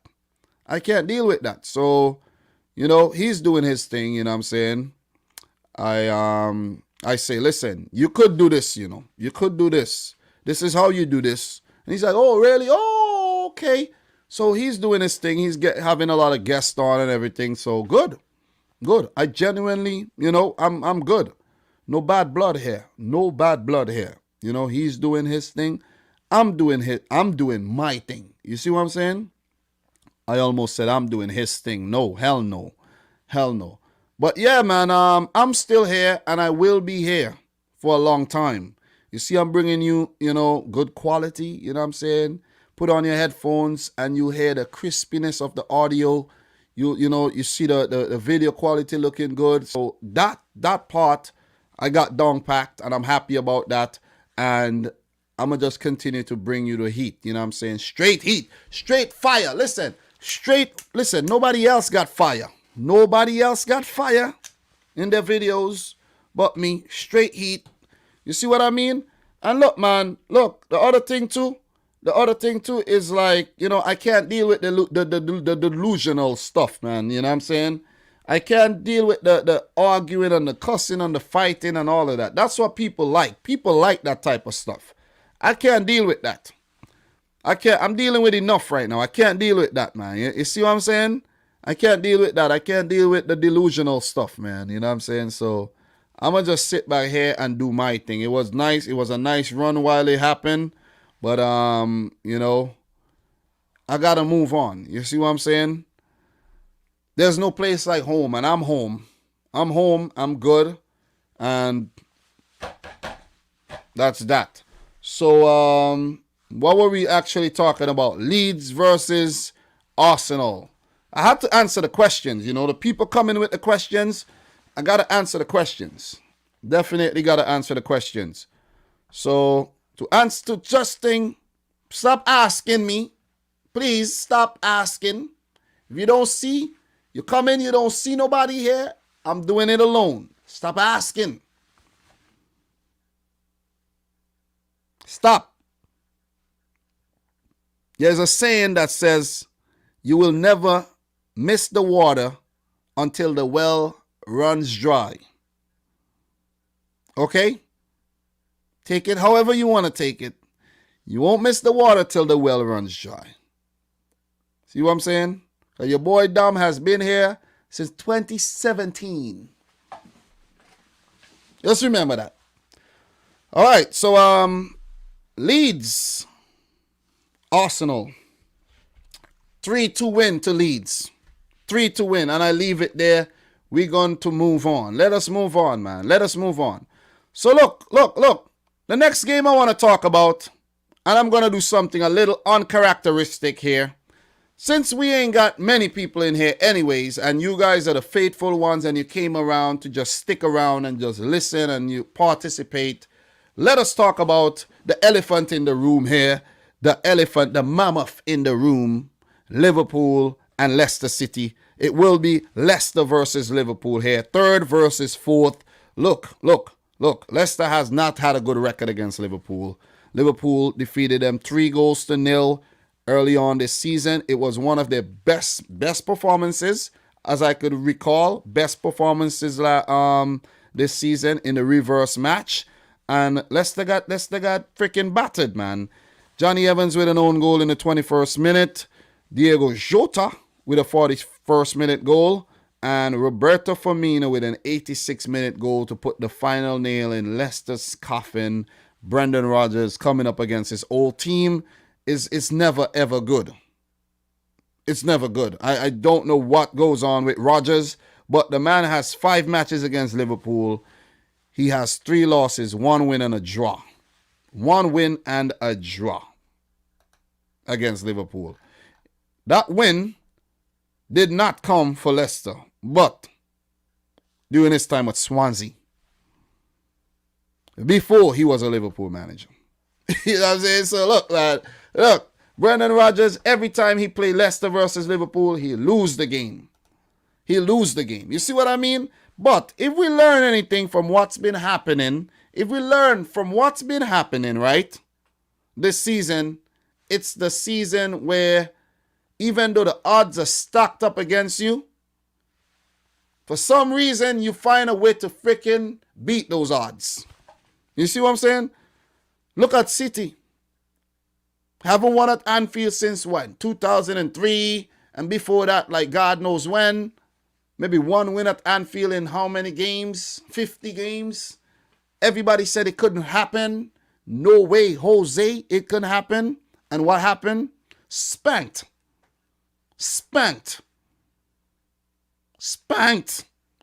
And I see some people commented and say that, oh, Liverpool did not get thrashed. You got thrashed by City. You didn't get thrashed by Southampton, nor Burnley, nor Brighton. But a 4-1 loss, you got thrashed. You got embarrassed. And it's all straight facts. It's all straight facts. So, Leicester City seems like they have some type of inferiority complex here when they come up against Liverpool. Because they have not been good. They have not been good against Liverpool. Terrible, terrible, terrible record against Liverpool. The last time they picked up a win was in the FA Cup, not the FA Cup, the EFL Cup, third round. It was a 2-0 win. And in the 16-17 season, when they picked up a 3-1 win. 3-1 win at home too. So that was the last time in the Premier League they defeated Liverpool. If you want to go back to, further into the record books to see when they last defeated Liverpool, it was the season where they won the title, the 15-16 season. It was also a home game. So this is a good sign for them. They did pick up a Premier League draw away back in the 2018-19 season, a 1-1 draw. So that's a good result. They have picked up good results against Liverpool in the last couple years. But overall, their record, not great. Not great. You have to go back until 2000, 2001 for the last Leicester over Liverpool win. That's the Premier League there. And it has not been a good record against the Reds. The Foxes versus Reds has not been, it has not been a good hunting ground for the Foxes. Hunting ground for the Foxes, Oh, man. No pun intended at all.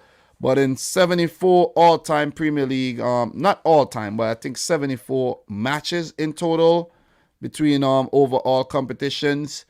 20 wins for Leicester, 16 draws, and 38 wins for Liverpool. Not a bad record at all, Not a bad record at all. But Jamie Vardy is back.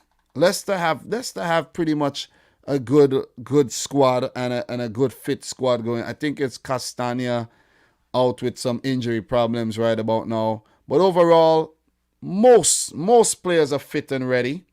Most players are fit and ready to play Liverpool. But are Leicester gonna play around, or are they gonna capitalize on Liverpool's poor form? What are they gonna do? You see what I mean?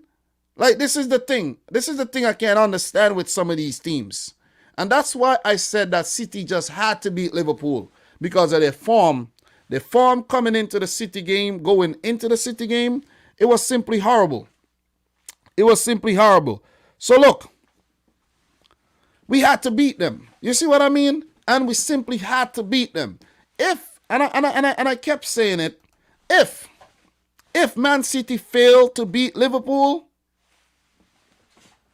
if we lost to Liverpool, oh my God, it would not have been a good experience for people like myself, all the City fans. They would have been crazy right now. Title this, title that, title this, title that, back to back this, back to back that. All of that. Listen, right now, as we speak, all of that are out the window unless Man City slip. You see what I mean? And right now, I don't see Pep slipping. He put on his non-slip boots and said, everybody put on your non-slip boots. We ain't slipping. And I'll get to the City match against Tottenham pretty soon. I'll get to that. But Leicester, man. Leicester, what are you gonna be frauds this weekend? First match for the match week, Are you gonna be frauds? Brendan Rodgers and Jamie Vardy and Telemans, Madison, Barnes, and all of you Pereiras and Justins. Are you guys gonna be frauds? Kasper Schmeichel. Are you gonna be frauds, or are you gonna be the real deal like Sizzler? Are you gonna be the real deal? Are you gonna be frauds like Adam Stanford? Are you gonna be frauds? Oh my God. Listen, man. Listen. Are you going to be frauds, man? So look. Let's go back. Yeah. Leicester, King Power, Liverpool on the road. Liverpool's form on the road has not been very good at all. You could even use the word terrible, horrible, bad, appalling, you know, very bad. Whatever word you want to use. I'm trying to keep it simple, you know. But they have not been good on the road. They have not been good on the road. Leicester at home. We want to analyze this thing properly, you know. We want to get this thing right. Leicester at home, they beat Brighton in the FA Cup. They did lose to Leeds. They beat Chelsea. They beat Southampton. That's at home. They drew to United. Lost to Everton. Beat Brighton again. Beat Ajax Athens. Lost to Fulham. Their home form has been very, very, very iffy. Beat Wolves. Beat Braga. Yeah. Up and down home form. Lost to Villa. Lost to West Ham. Lost to Arsenal earlier. They have been up and down. They have been up and down at home. You know what I'm saying? So I guess that goes out the window. That goes out the window. And Liverpool, in their recent travels, they have picked up 2 wins in their recent travels, both against Tottenham and West Ham. So that's something encouraging for Liverpool, because it's now for them. Their home form has basically deserted them, where they went on to actually lose their last 3 games at home. But on the road, they have won their last 2 Premier League games. They have won their last 2 Premier League games on the freaking road. They beat West Ham, they beat Tottenham, and you go back to Villa. That's the FA Cup, but you go back to the Southampton. They did lose on the road, but they drew to Newcastle on the road. So it's been also, if they beat Crystal Palace, they have pulled things back a bit on the road, but overall, that's where their form went out the window. But now it's now a combination of both the away form and the home form. You see, the home form was actually their saving grace, where they could always bank on Anfield and say, okay, even though we're not getting good results at home, on the road, we are getting good results at home. You see what I'm saying? So look, this is a big game. And I know that the Liverpool fans know this. The Leicester fans know this. This is a big game. This is a big game. Leicester third, 43 points. Liverpool a fourth, 40 points. So Liverpool has a chance here to catch up to Leicester. And I do think they have a better goal difference. Yeah, if they win the game, they will have a better goal difference. They do have a goal difference of 15 right about now. And Leicester has a goal difference of 14. So Liverpool must win this game. They must win. It's no if, buts, maybes. No, you got to win this game. You have to win this game, or you will be in the talk for Europa League. Not Champions League, you know. Europa League, because you got Chelsea on your neck, you got West Ham on your neck, you got Everton on your neck with games in hand. Then you have Tottenham coming up. You see what I'm saying? You got Villa coming up. Or even a Leeds United may come up and catch you. It's a must-win game for Liverpool. Ain't no if, buts, maybes, nothing. Klopp, RIP to your mom, condolences to the family. It's a must-win game. You won't get to go to the funeral. It's a must-win game. Get all of that off of your mind. It's a must-win game against Rodgers and Leicester. I want to see what Rodgers gonna do. I want to see if Rodgers gonna say. I want to see if Rodgers gonna be a David Moyes and just, no, don't go and show Liverpool too much respect. Then you're gonna lose. You have to go and play Liverpool like if you are better than them, and then is when you get the better of them. But when you go and you're like, I don't know, I don't know, you have to believe that you could beat Liverpool, and then you beat them. Because they're not in good form right about now. You see what I mean? But look, how's Liverpool going to approach this one? The last game, Alisson Becker made 3 errors that led to goal. 3, in that 4-1 defeat. 3 errors. The front 3 has been misfiring. Salah has been popping up with the goals still. He has about 22 this season in all comps. But the likes of Mane and Firmino, it has been the dry spell it's very, very evident. They're not scoring, and Salah can't do it by himself. Jota came in and was supplementing the attack, but he went and got injured because of a decision that Klopp made by playing him against Midtjylland when he did not need to play him against Midtjylland. These are the little mistakes that Klopp's been making in terms of the selection, right? So we're at the selection. Alisson has to play despite the mistakes he made. But at centre back, Klopp, you have to play what you got. You brought in Davies, you brought in Kabak, you got to play both of them. You have to play both of them. You can't be playing Fabinho back there no more. You can't play no Henderson back there. You brought in 2 centre backs. Play both of them.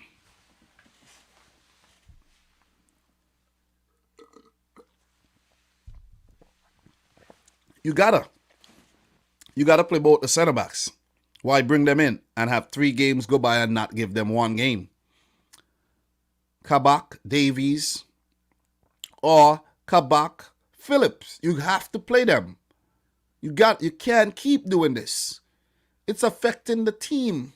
It's affecting your style of play. So look, you gotta play them, both of them.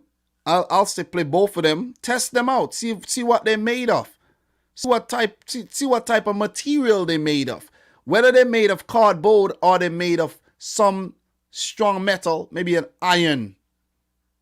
Or they're made of galvanized aluminium. Or they're made of freaking paper. Play them. Find out. Henderson, push him and Fabinho back in the midfield. Drop Thiago. Drop him. Play Curtis Jones, Henderson, and Fabinho in the midfield. Let Thiago come off the blood cleat bench. Wijnaldum, let him come off the bench too. His mind ain't there. He's focusing maybe on Barcelona or something. That's the best team for Liverpool right now. You want to win? Play that team. You want to lose?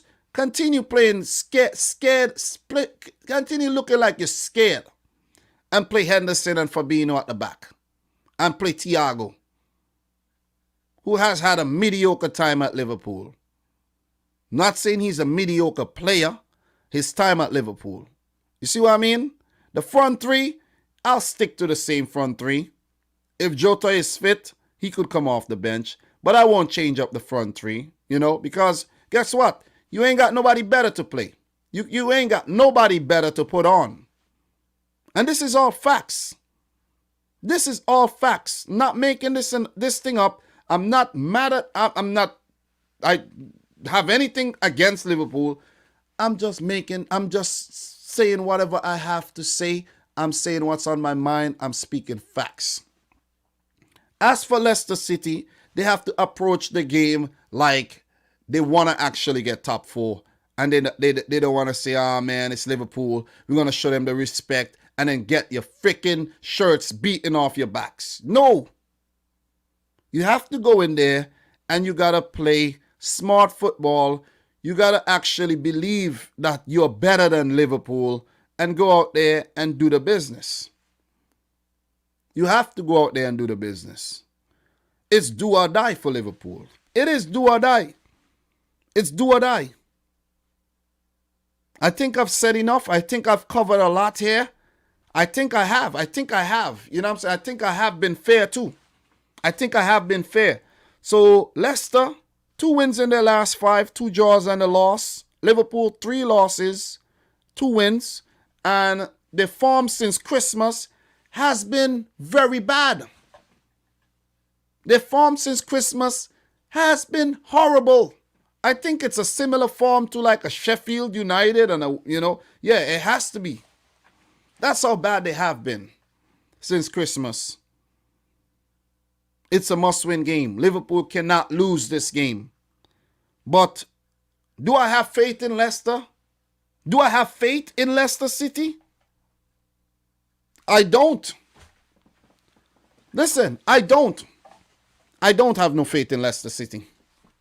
I don't have no faith. None at all. Listen, atheist. I have no faith in Leicester City. None.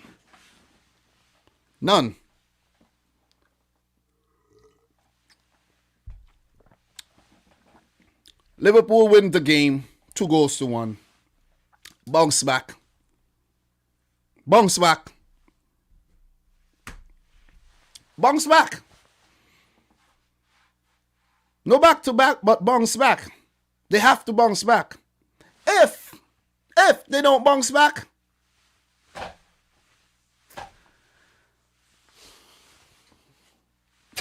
I don't know. You see what I'm saying? Like, if you don't bounce back here, if you don't beat Leicester here and bounce back, I don't know, man. Listen, Liverpool fans don't even talk to me about no title or nothing. I don't want to hear it. You see what I'm saying? I don't want to hear about next season. I don't want to hear about no excuses about no Van Dijk and Matip and Gomez and Jota and Naby. I don't want to hear nothing. Because as I said before, this is a business. This is a business. Right? It's a business. If things get broken, you replace them. Either permanently or temporarily. And Liverpool took a very long time to bring in reinforcements for their centre-backs when there were free agents out there, but maybe they're picky, too picky. You see what I'm saying? Too picky. There's free agents out there you could have brought in, give them a short contract, do the business, and maybe you would have been in a better position. But no, decisions determine everything. You ever made a decision and then you're like, God damn, if only I had done this. Oh my God. Stupid. How dumb could I be?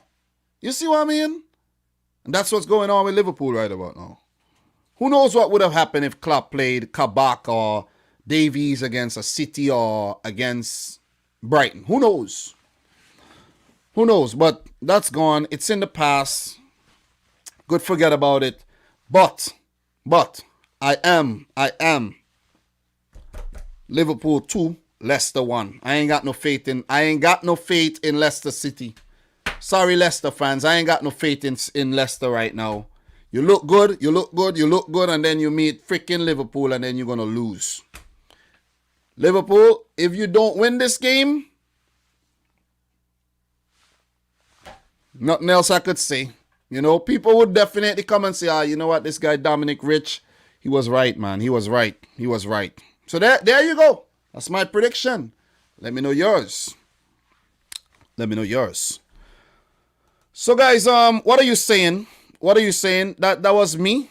I went off a bit there, but you know, very passionate, very, very passionate about what I do. And that's my prediction. That is my prediction. So what are you guys saying? Let me go back and find the predictions right about now. And let me see. Adam Sambo saying it's going to be a 1-1. Vardy with a brace. Well, it can't be 1-1 if Vardy scores a brace. A brace means 2. It means 2. Okay, so Vardy with a goal and Salah to score a pen. Or maybe you mean a tap-in or something for Vardy? I don't know. You know, I wouldn't be surprised if Leicester win, though. By the way, I like your jacket, Dom. It's a camo. It's actually hunting gear. That's what it is, because I come out to hunt. You see what I'm saying? It's not camo, it's hunting gear, you see? See that? It's pretty cool, you know what I'm saying? It's pretty cool. Wardrobe means a lot. Goes a long way. Presentation, you know? But I'm hunting, man. Hunting. Have to find something. You know what I'm saying? Look, man. Look. I'm going for Liverpool to win the game. And they have to bounce back after that loss against City. See, the two things going to happen. They're going to bounce back or they're going to continue to sink. That's it. That is it, man. Thriller is saying Vardy could score an own goal. El Clapo says, big up to Dam, big up to you, man. Fox Williams said the joyride rhythm. Fox Williams, man, you know your stuff. And if you guys don't realize, I know my stuff too, you know what I mean? You know what I'm saying? It's all about being cultured, man. It's all about being cultured. And one thing I am, I'm cultured. I'm cultured. Okay? So Adam Sambol is saying I didn't know brace means 2 goals. Well, I just taught you something. You came in, you went away. You're going to go away from the stream with something you didn't know. Like you'll be like, oh man, my mind just got blown. Didn't even know that. Yeah, man. A brace means 2 goals. Brace means 2 goals. Yeah. Vardy could score for Leicester and yeah, and Liverpool could go through to an own goal. Still a brace. Yeah. But not the good type of brace. You're right about that. Momo Sawe 3-1 to Liverpool. And we have Steve. Steve, we know you're a Liverpool fan. We know that. Oh, man. Oh man. Steve, you tell them I give you that name, right? You tell but it was supposed to be the Asian sensation and you put sensational. So, you know, give credit when credit due, Steve. Give credit when credit due. See what I'm saying? Tell him. But look, we will move on from this fixture though. And we will talk about... Big up to Demo join the house, man. Steve out here saying clap out. Crazy. I don't know about the clap out thing. Don't know about that one. You know, you look kind of weird out here talking about clap out. You see what I'm saying? Look, it could be clap out though, Demo, if Liverpool does a Sheffield United for the rest of the season. But otherwise, it'll be clap in. Because Klopp has been at Liverpool for this would make 6 years, right? This year would make 6 years. So if he goes on and does a Sheffield United for the rest of the season, you could just say, okay, 6 years, Klopp, I think you've done a great job. You won the Champions League. You won the Premier League that no manager has ever done.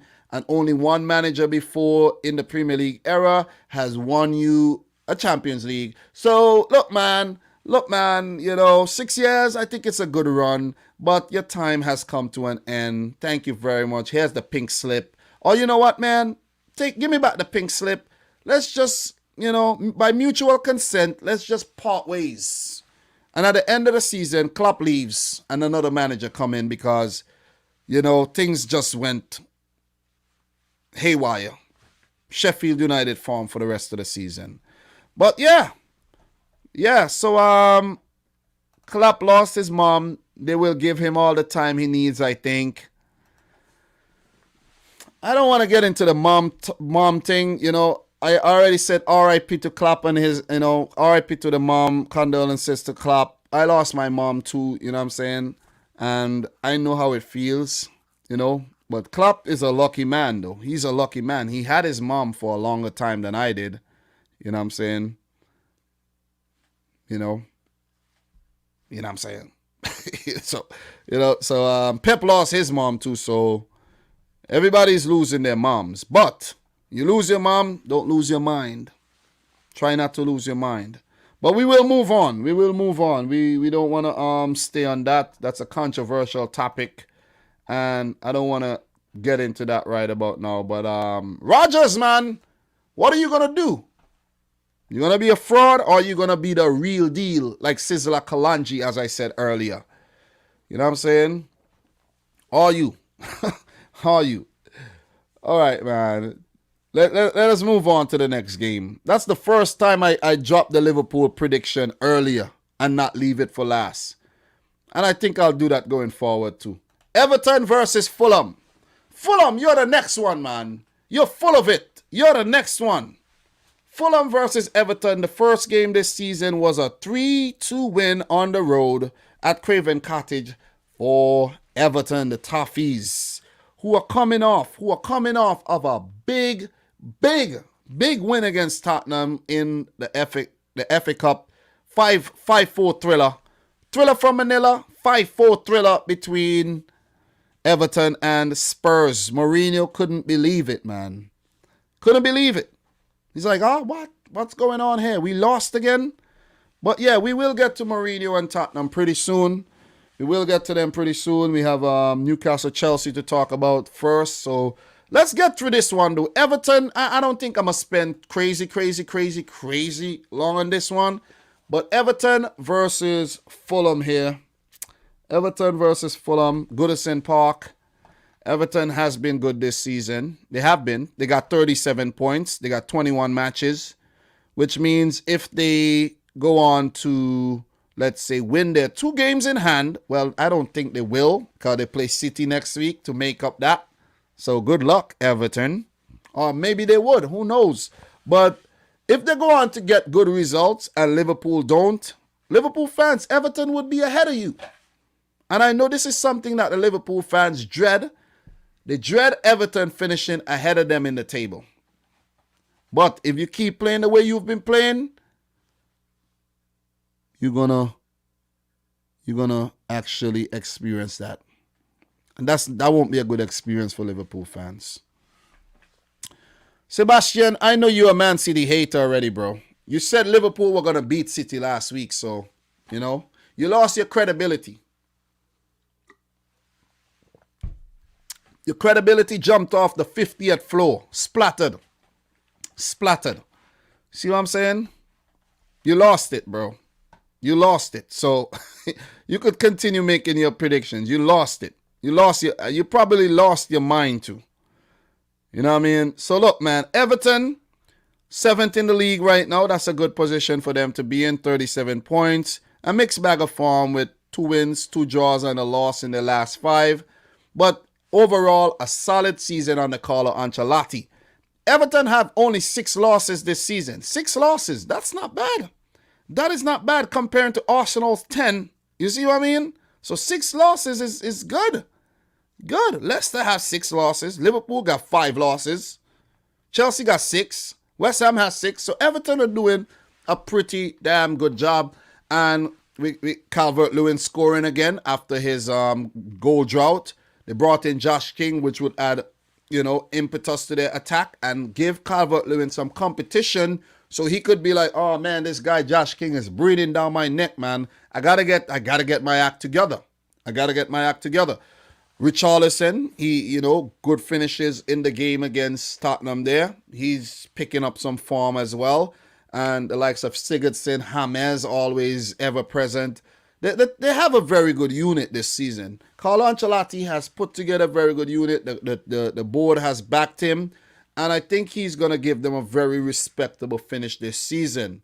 I would love for them to actually get Europa League, to be honest. And let some of the usual guys who get Europa League just not get Europa League this season. You see what I'm saying? Like an Arsenal. You could do without a Europa League this season. So I think Everton has been solid for most part. But I cannot say the same, and I cannot say the same for Fulham. But before we move on to the Fulham analysis, Everton's problem, I think one of their biggest problems right now is with their goalkeeper. Both Pickford and Olsen don't even have a clue what they're doing this season. I think that's their weakest point right now, the goalkeeping position. Olsen, Aston, in the last 2 games, even though Everton picked up good results, the United 3-3 and the 5-4 against Tottenham, Aston, bro, listen, I think Aston played in the Tottenham game. I could remember seeing him in that game. I swore I saw him in that game. Let me double check before I hit you with this one. Let me make sure I get this one right because I don't want to yeah, it was him. You conceded 7 goals in 2 games, bro. 7 in 2. That is poor. Everton's defense, you got to question yourself as well. Question yourself. Ask yourself, damn, man, have we been performing well enough? No. You're coming up against Fulham, who could be a dangerous team. They could be a very, very dangerous team. But the thing is, with Fulham, they lack that killer instinct. They can't finish games off. It's like when they're in a good position, they always let it slip. So Everton, not an intimidating match coming up against Fulham, but they can't be complacent here. Fulham coming off of a 0-0 draw against West Ham. That was a good point for them. They have been the draw kings of the league this season, along with Brighton. They have a 2-2 draw against West Brom, 2-2 against 0-0 against West Ham, 0-0 against Brighton. And they haven't been winning enough games. Fulham only have 2 wins this season, but with a 1-1 draw against Tottenham. You see, so they're capable. A 0-0 draw against Southampton, a 1-1 against Newcastle, a 0-0 against Brighton, a 1-1 against Liverpool. So they just been picking up these draws. You see what I'm saying? They just like to draw. Art class, art 101. You see what I'm saying? Art 101 and 102. Scott Parker, professor. See what I'm saying? Look, not enough wins. Not enough wins. 9 draws, 2 wins, 11 losses. They have 15 points. 8 points separate them from themselves and Burnley. Look, you can't catch Burnley if you keep drawing like this. You just can't. You can't. It's not going to happen. It ain't going to happen. It will not happen. For this one, I'm not even going to be too long-winded with this one. But with Everton winning early on in the season, I think it's going to be another win for Carlo Ancelotti and his boys. You know, I know Lookman could be a threat. Mitrovic could be a late threat if he comes off the bench. Could be a threat from the set pieces and everything. But Fulham has overall been poor this season.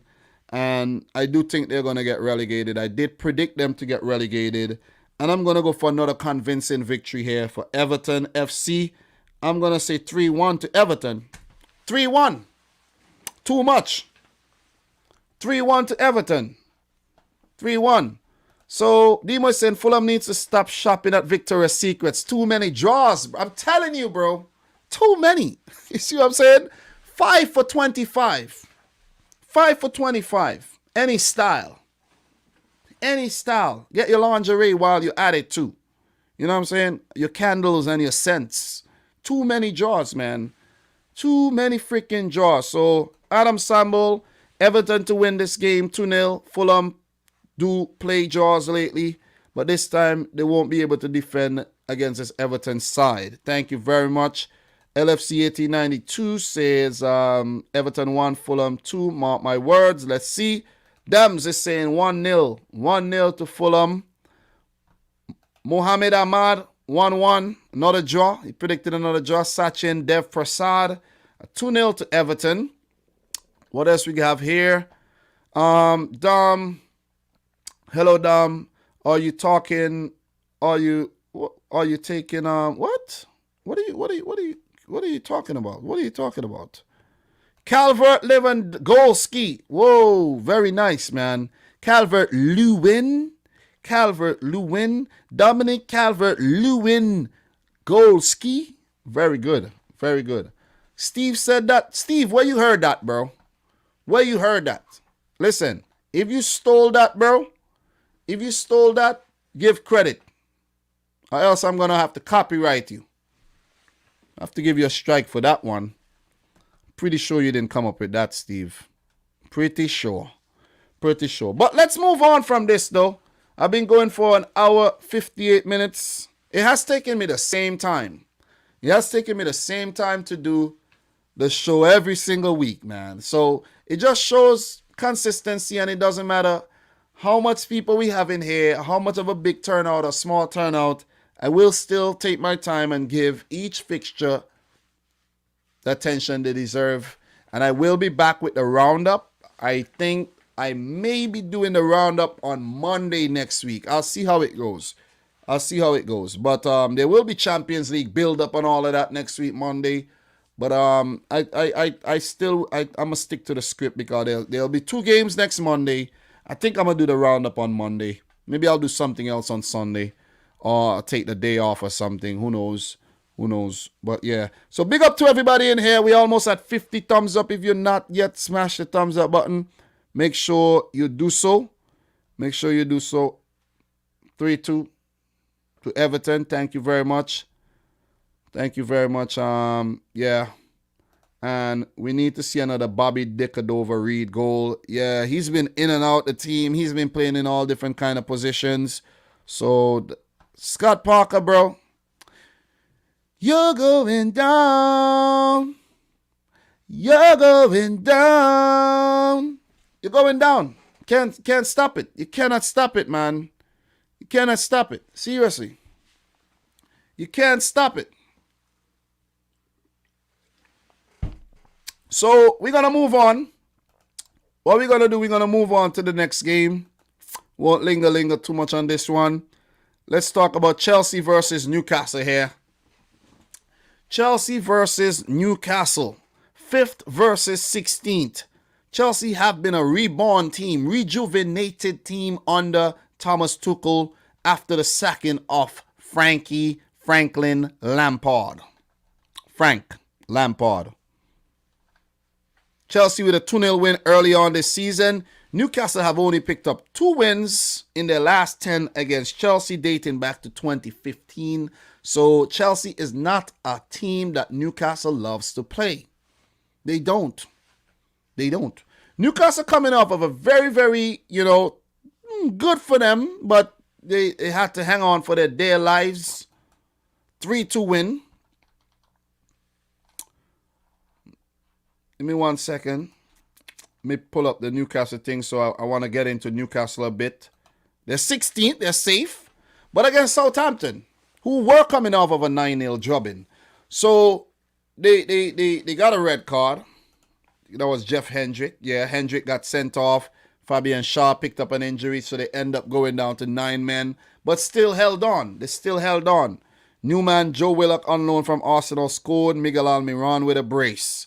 So they need, listen, this is an uphill battle for Newcastle against Chelsea here, because this Chelsea team is looking better and better by the game, better and better by the game under Tuchel. This is now 5 matches, including the FA Cup game, and that's 4 wins and a draw. So, and maybe, what was that, 1 goal conceded? So, the defense has tightened up. The players are playing like they actually want to play football, and they getting better results. They're looking like they could get that 2nd place finish I predicted them to pick up at the beginning of the season. So, look here. Newcastle, Steve Bruce, how are you going to combat this? Are you going to take the game? Are you going to take the game to Chelsea? Leave yourself open? I don't think that's what's going to happen. Newcastle, very defensive team, but they're struggling with a lot of injuries right about now. There will be players playing in defensive positions where they're not comfortable, and players who has not been playing a lot, so they won't be as match sharp as they need to be. There's the Callum Wilson. I think Wilson went off with an injury in the last game there too, if I'm not mistaken. So there's they have these injury problems. They were coming out of this hole after the COVID-19 breakout. They managed to put together a few wins, but it could get very, very ugly against a resurgent Chelsea team.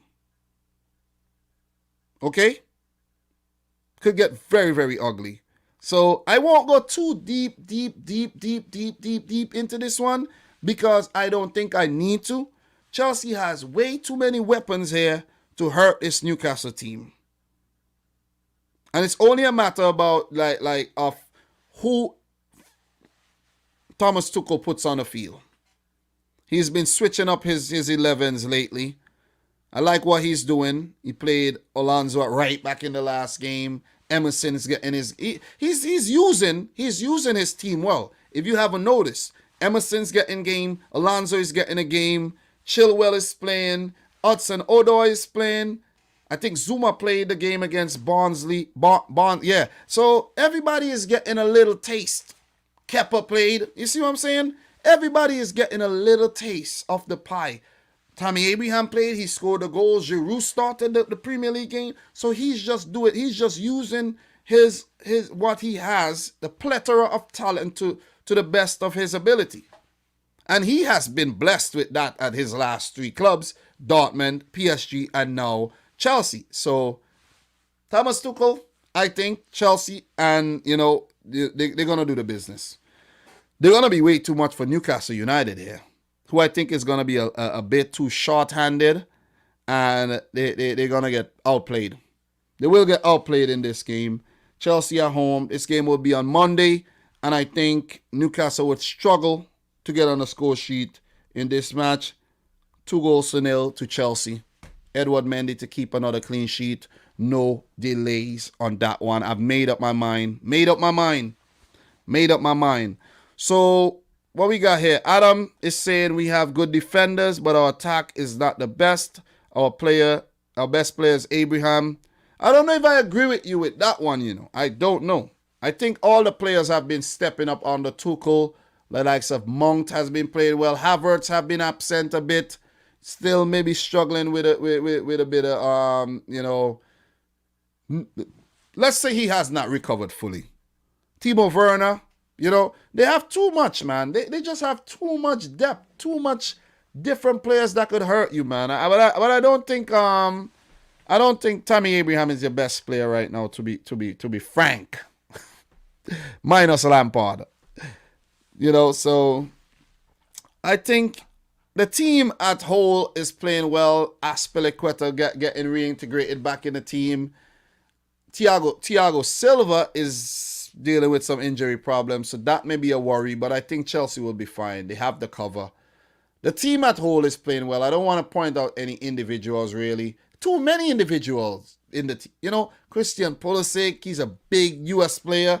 Ziyech, big for Morocco. You know what I'm saying? So there's too many big personalities in the team. And if you play around the personalities, I don't think it will get the best out of Chelsea. I think they play better as a unit. You know what I'm saying? So I'm going to go for them to win. 2-0. 2-0. Tammy Abraham is underrated. Definitely. But I think, I do think he had his chances. So Adam, wow. 2-2 draw. Wow, that's a strange one. But we'll see. Twiller is saying, let me see what Twiller just said here. I think Havertz and Werner will shine on the Tuchel. Just give it some time. Werner have not done bad because he has 9 goals, 9 assists, but that came in 31 matches though. I think the numbers should have been a little bit higher. Air Slayer 1-0 to Newcastle. St. Maximin's solo moment of brilliance. Oh boy. Okay, Hudson-Odoi playing at right back. Yeah. Tuchel has done a good job since he came in. I must say that. Sachin is saying 3-0 versus Newcastle. 3-0 to Chelsea. 3-0 to Chelsea. What else we have here? Let me see. Marlon Daly. Big up to Marlon Daly. I haven't given you a shout out all day.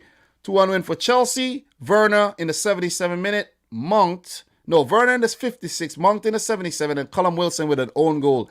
If he does play. You see what I'm saying? I know Frank Lampard was a legend of the club, but I think it was the correct decision for you guys. Yeah, I think Lampard kind of lost his way a bit. Like someone who's on the straight and narrow path, and then you lose your way. Gotta nip it in the bud. Pink slip. Thank you very much. See you next time. Maybe there'll be a second coming of Frank Lampard, though. Maybe. Wilson won't play. He's out. Yeah, man. Callum Wilson is dealing with some injury problems, and he has been top goal scorer at Newcastle. I think they'll struggle. But Newcastle, they'll survive. Just 25 points. They need those points. Still 15 points off safety. Theoretically, 15 points off safety.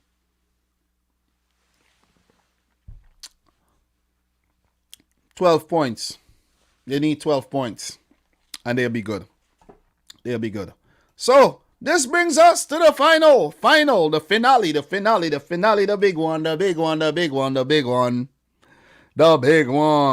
big one. Manchester City at the Etihad versus Spurs, where we lost the reverse fixture at the Tottenham Hotspur Stadium, 2-0. That was a disaster of a result. We actually have lost the last 2 games against Spurs.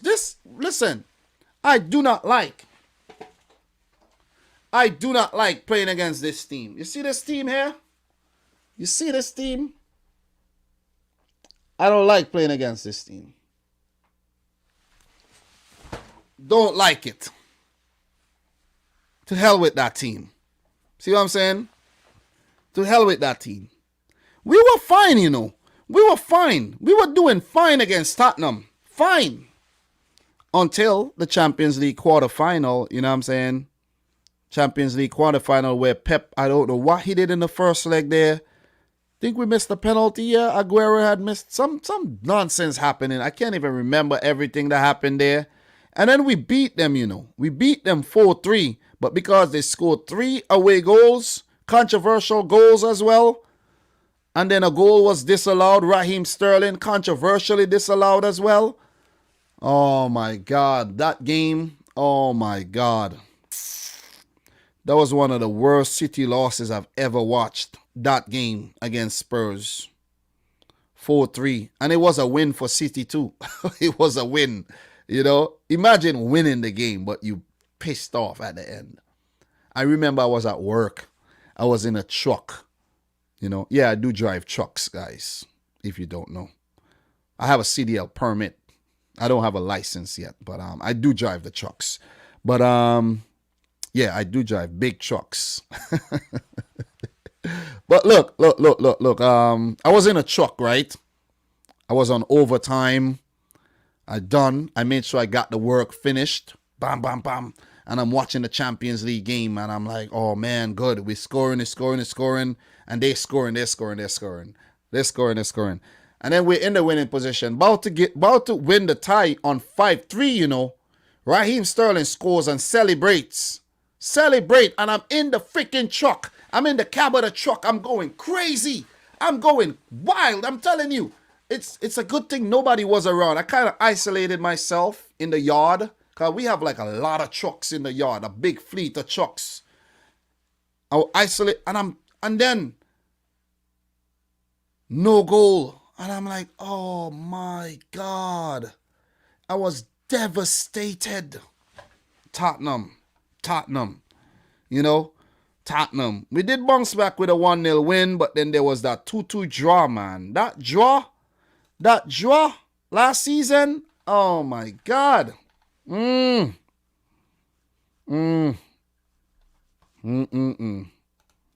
then the loss. And then this season, the loss.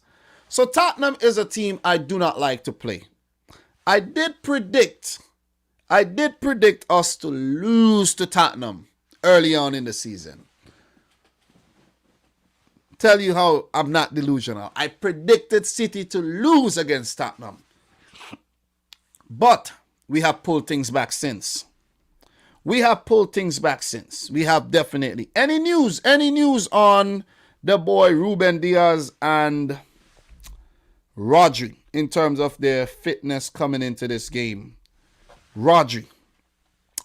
Man City pair Ruben Diaz and Rodri expected to be fit to face Tottenham according to the Evening Standard.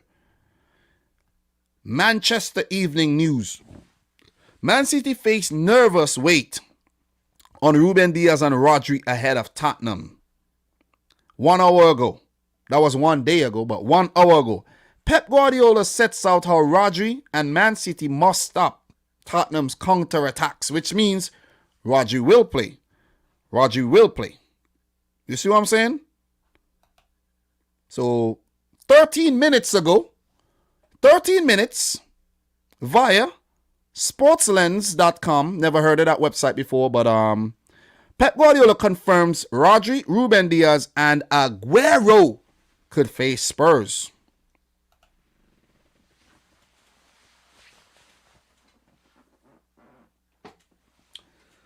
Spurs, man, they haven't been good lately. At all, man. Loss against Everton in the thriller, 5-4. You let in 5 goals, man. What does that say about your defense? Diabolical. Doesn't matter who's in there. Listen, man. Listen. This ain't West Brom you're playing, you know. This is not West Brom. This is Manchester City, who has been miserly in defense. The best defense in the league, only 14 goals conceded, 15 wins in all competitions on the trot, which is now a record for any English top flight team. Maybe there's some lower league team that has done more than 15 in a row, but we're not talking about lower league teams. We're talking about top flight here. You see what I'm saying? We're talking about top flight.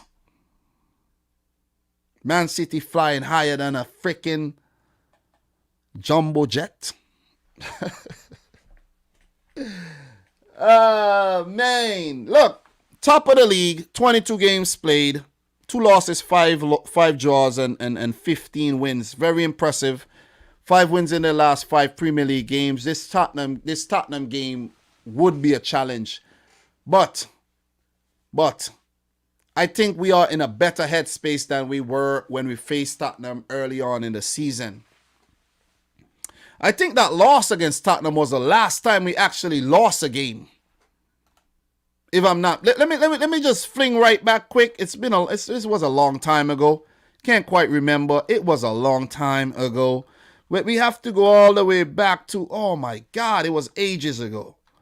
Jesus. Okay, November 21st.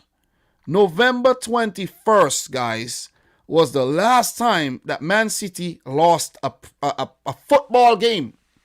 And the Premier League game. But I have to do you one better. A football game. November 21st. The Leicester City loss came in September. That was a long time. That happened so long ago, man. That happened like so long ago. But the Tottenham lost November 21st. It's almost February 21st. You got December, January, almost 3 months ago. 90 days, man. You know, probation period at work. There have been people that got a job, went through a whole probation period, and City have not lost. That's impressive. That is impressive. So the fact that we have not lost a game for 90 days. Pep, Man City, are you going to go and lose against Tottenham tomorrow? Are you? Talk to me. Talk to me. Are you? This is what you're going to do? You're going to go and lose against Tottenham tomorrow? A team that has been struggling? This is what's going to happen? Talk to me, please. Talk to me. This is Tottenham's form. 5-4 loss in the FA Cup. 5-4, you know. I just said 4 goals they shipped, right? 4. They lost to Chelsea. Tuchel came in and did the business. Tuchel did the business. They lost to Chelsea, okay? It didn't, listen, they lost to Chelsea. No Harry Kane, though. No Harry Kane. That's going to be another thing. That's going to be, listen, man. Oh, man, I'll get to that. I'll get to that. But Tottenham lost to Brighton, you know. You're going to lose. You lose to Brighton? You lose to Liverpool, too?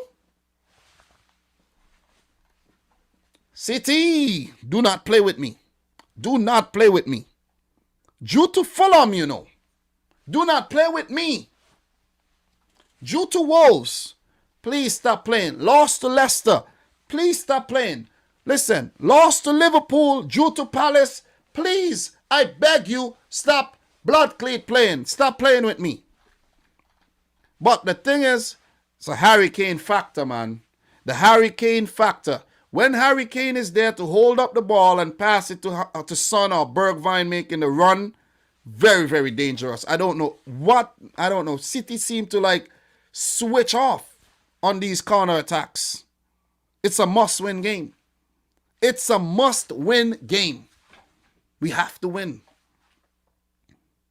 We got to win. 16 in a row.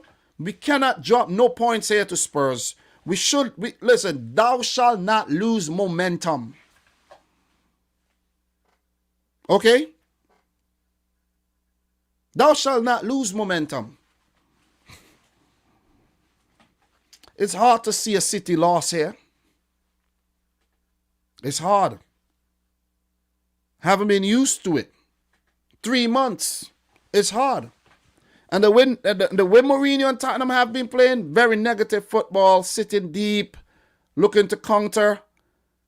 Don't really want to have a lot of the ball.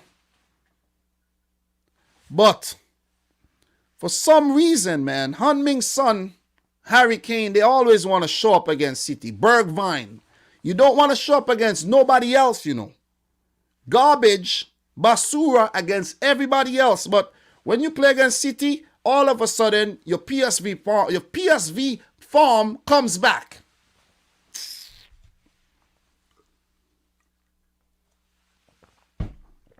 Guys, make sure you smash the thumbs up button for the video one time. Appreciate that. Look, I don't know who Pep's going to play. I don't know, to be honest. We have so many options. So many capable options too. Fernandinho has not played in a few games.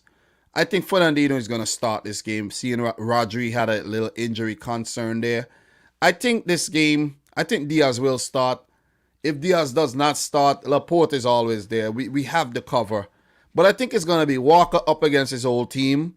I think it's going to be Walker, Stones, Diaz, Joao Cancelo at left back. Or he may play Zinchenko, but I'm going to say Joao Cancelo for the speed because Bergwijn is quick, Moura is quick if he plays, Son is quick. We need Walker. So Walker, Stones, Diaz, Ederson, and Cancelo. Fernandinho in the middle. I don't think De Bruyne is going to be fit here. In the midfield, I'm going to put Gundogan. It's a difficult team to pick. But I'm going to go with Gundogan and Foden. Right side, right wing, Bernardo Silva, Gabriel Jesus, and Raheem Sterling. Riyad Mahrez on the bench. Rodri on the bench. Zinchenko on the bench. Ferran Torres on the bench. We may even see Ferran Torres. We may even see a false nine being, put in here too. For Tottenham, Kane, Son, Bergwijn, maybe a Moura, Ndombele, Sissoko. Reguilon is injured. Ben Davies, disaster. Davies.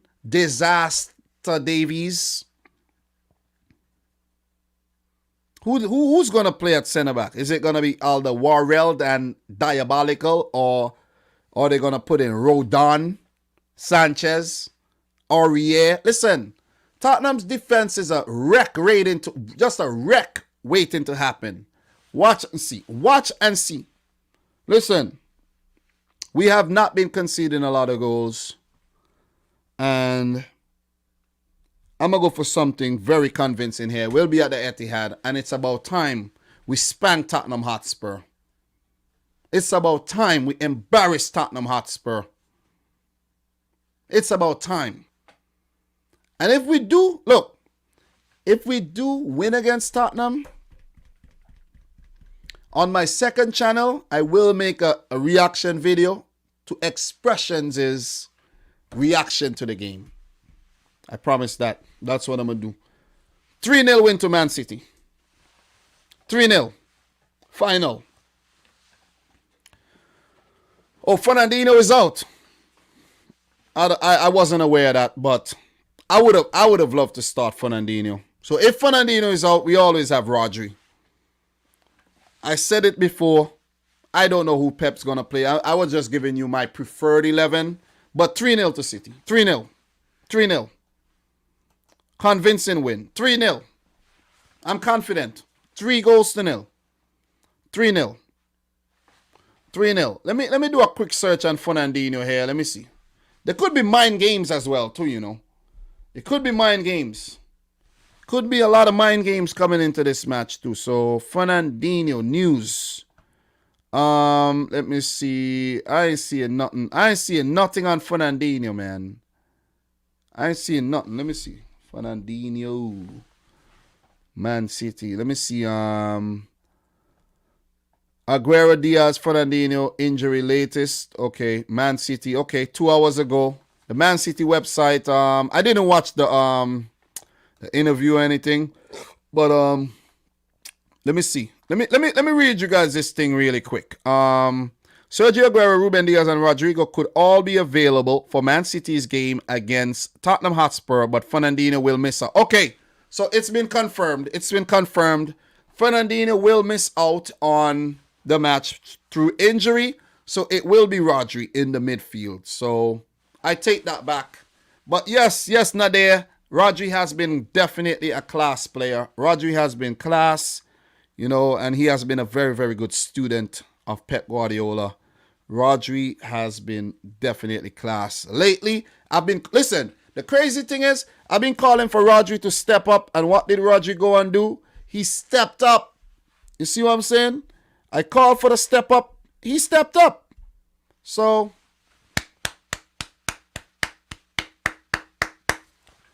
lovely. So, guys, that's it. That's it in terms of my prediction and my match week 24 preview. 2 hours, 25 minutes. Appreciate everybody who turned out. It wasn't a big crowd, but it was a good crowd. It's all about consistency, man. You know what I'm saying?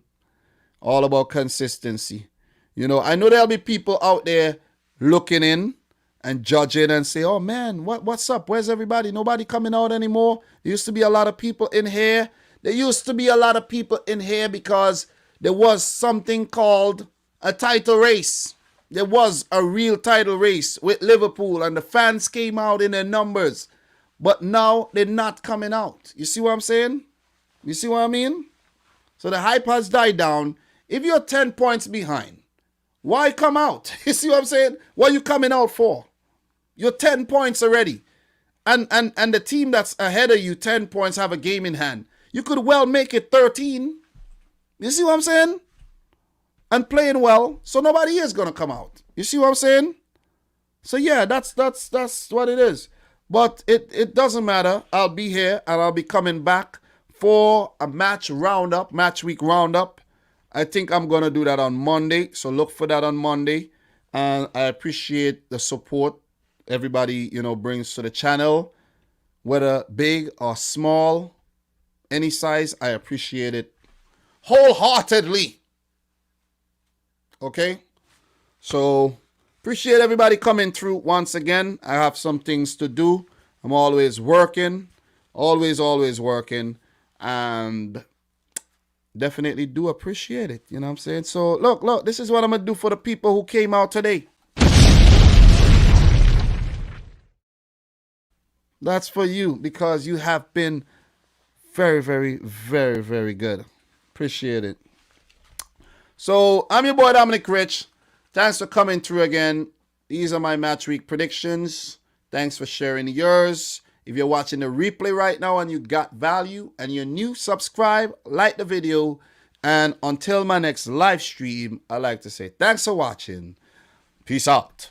Rich Squad.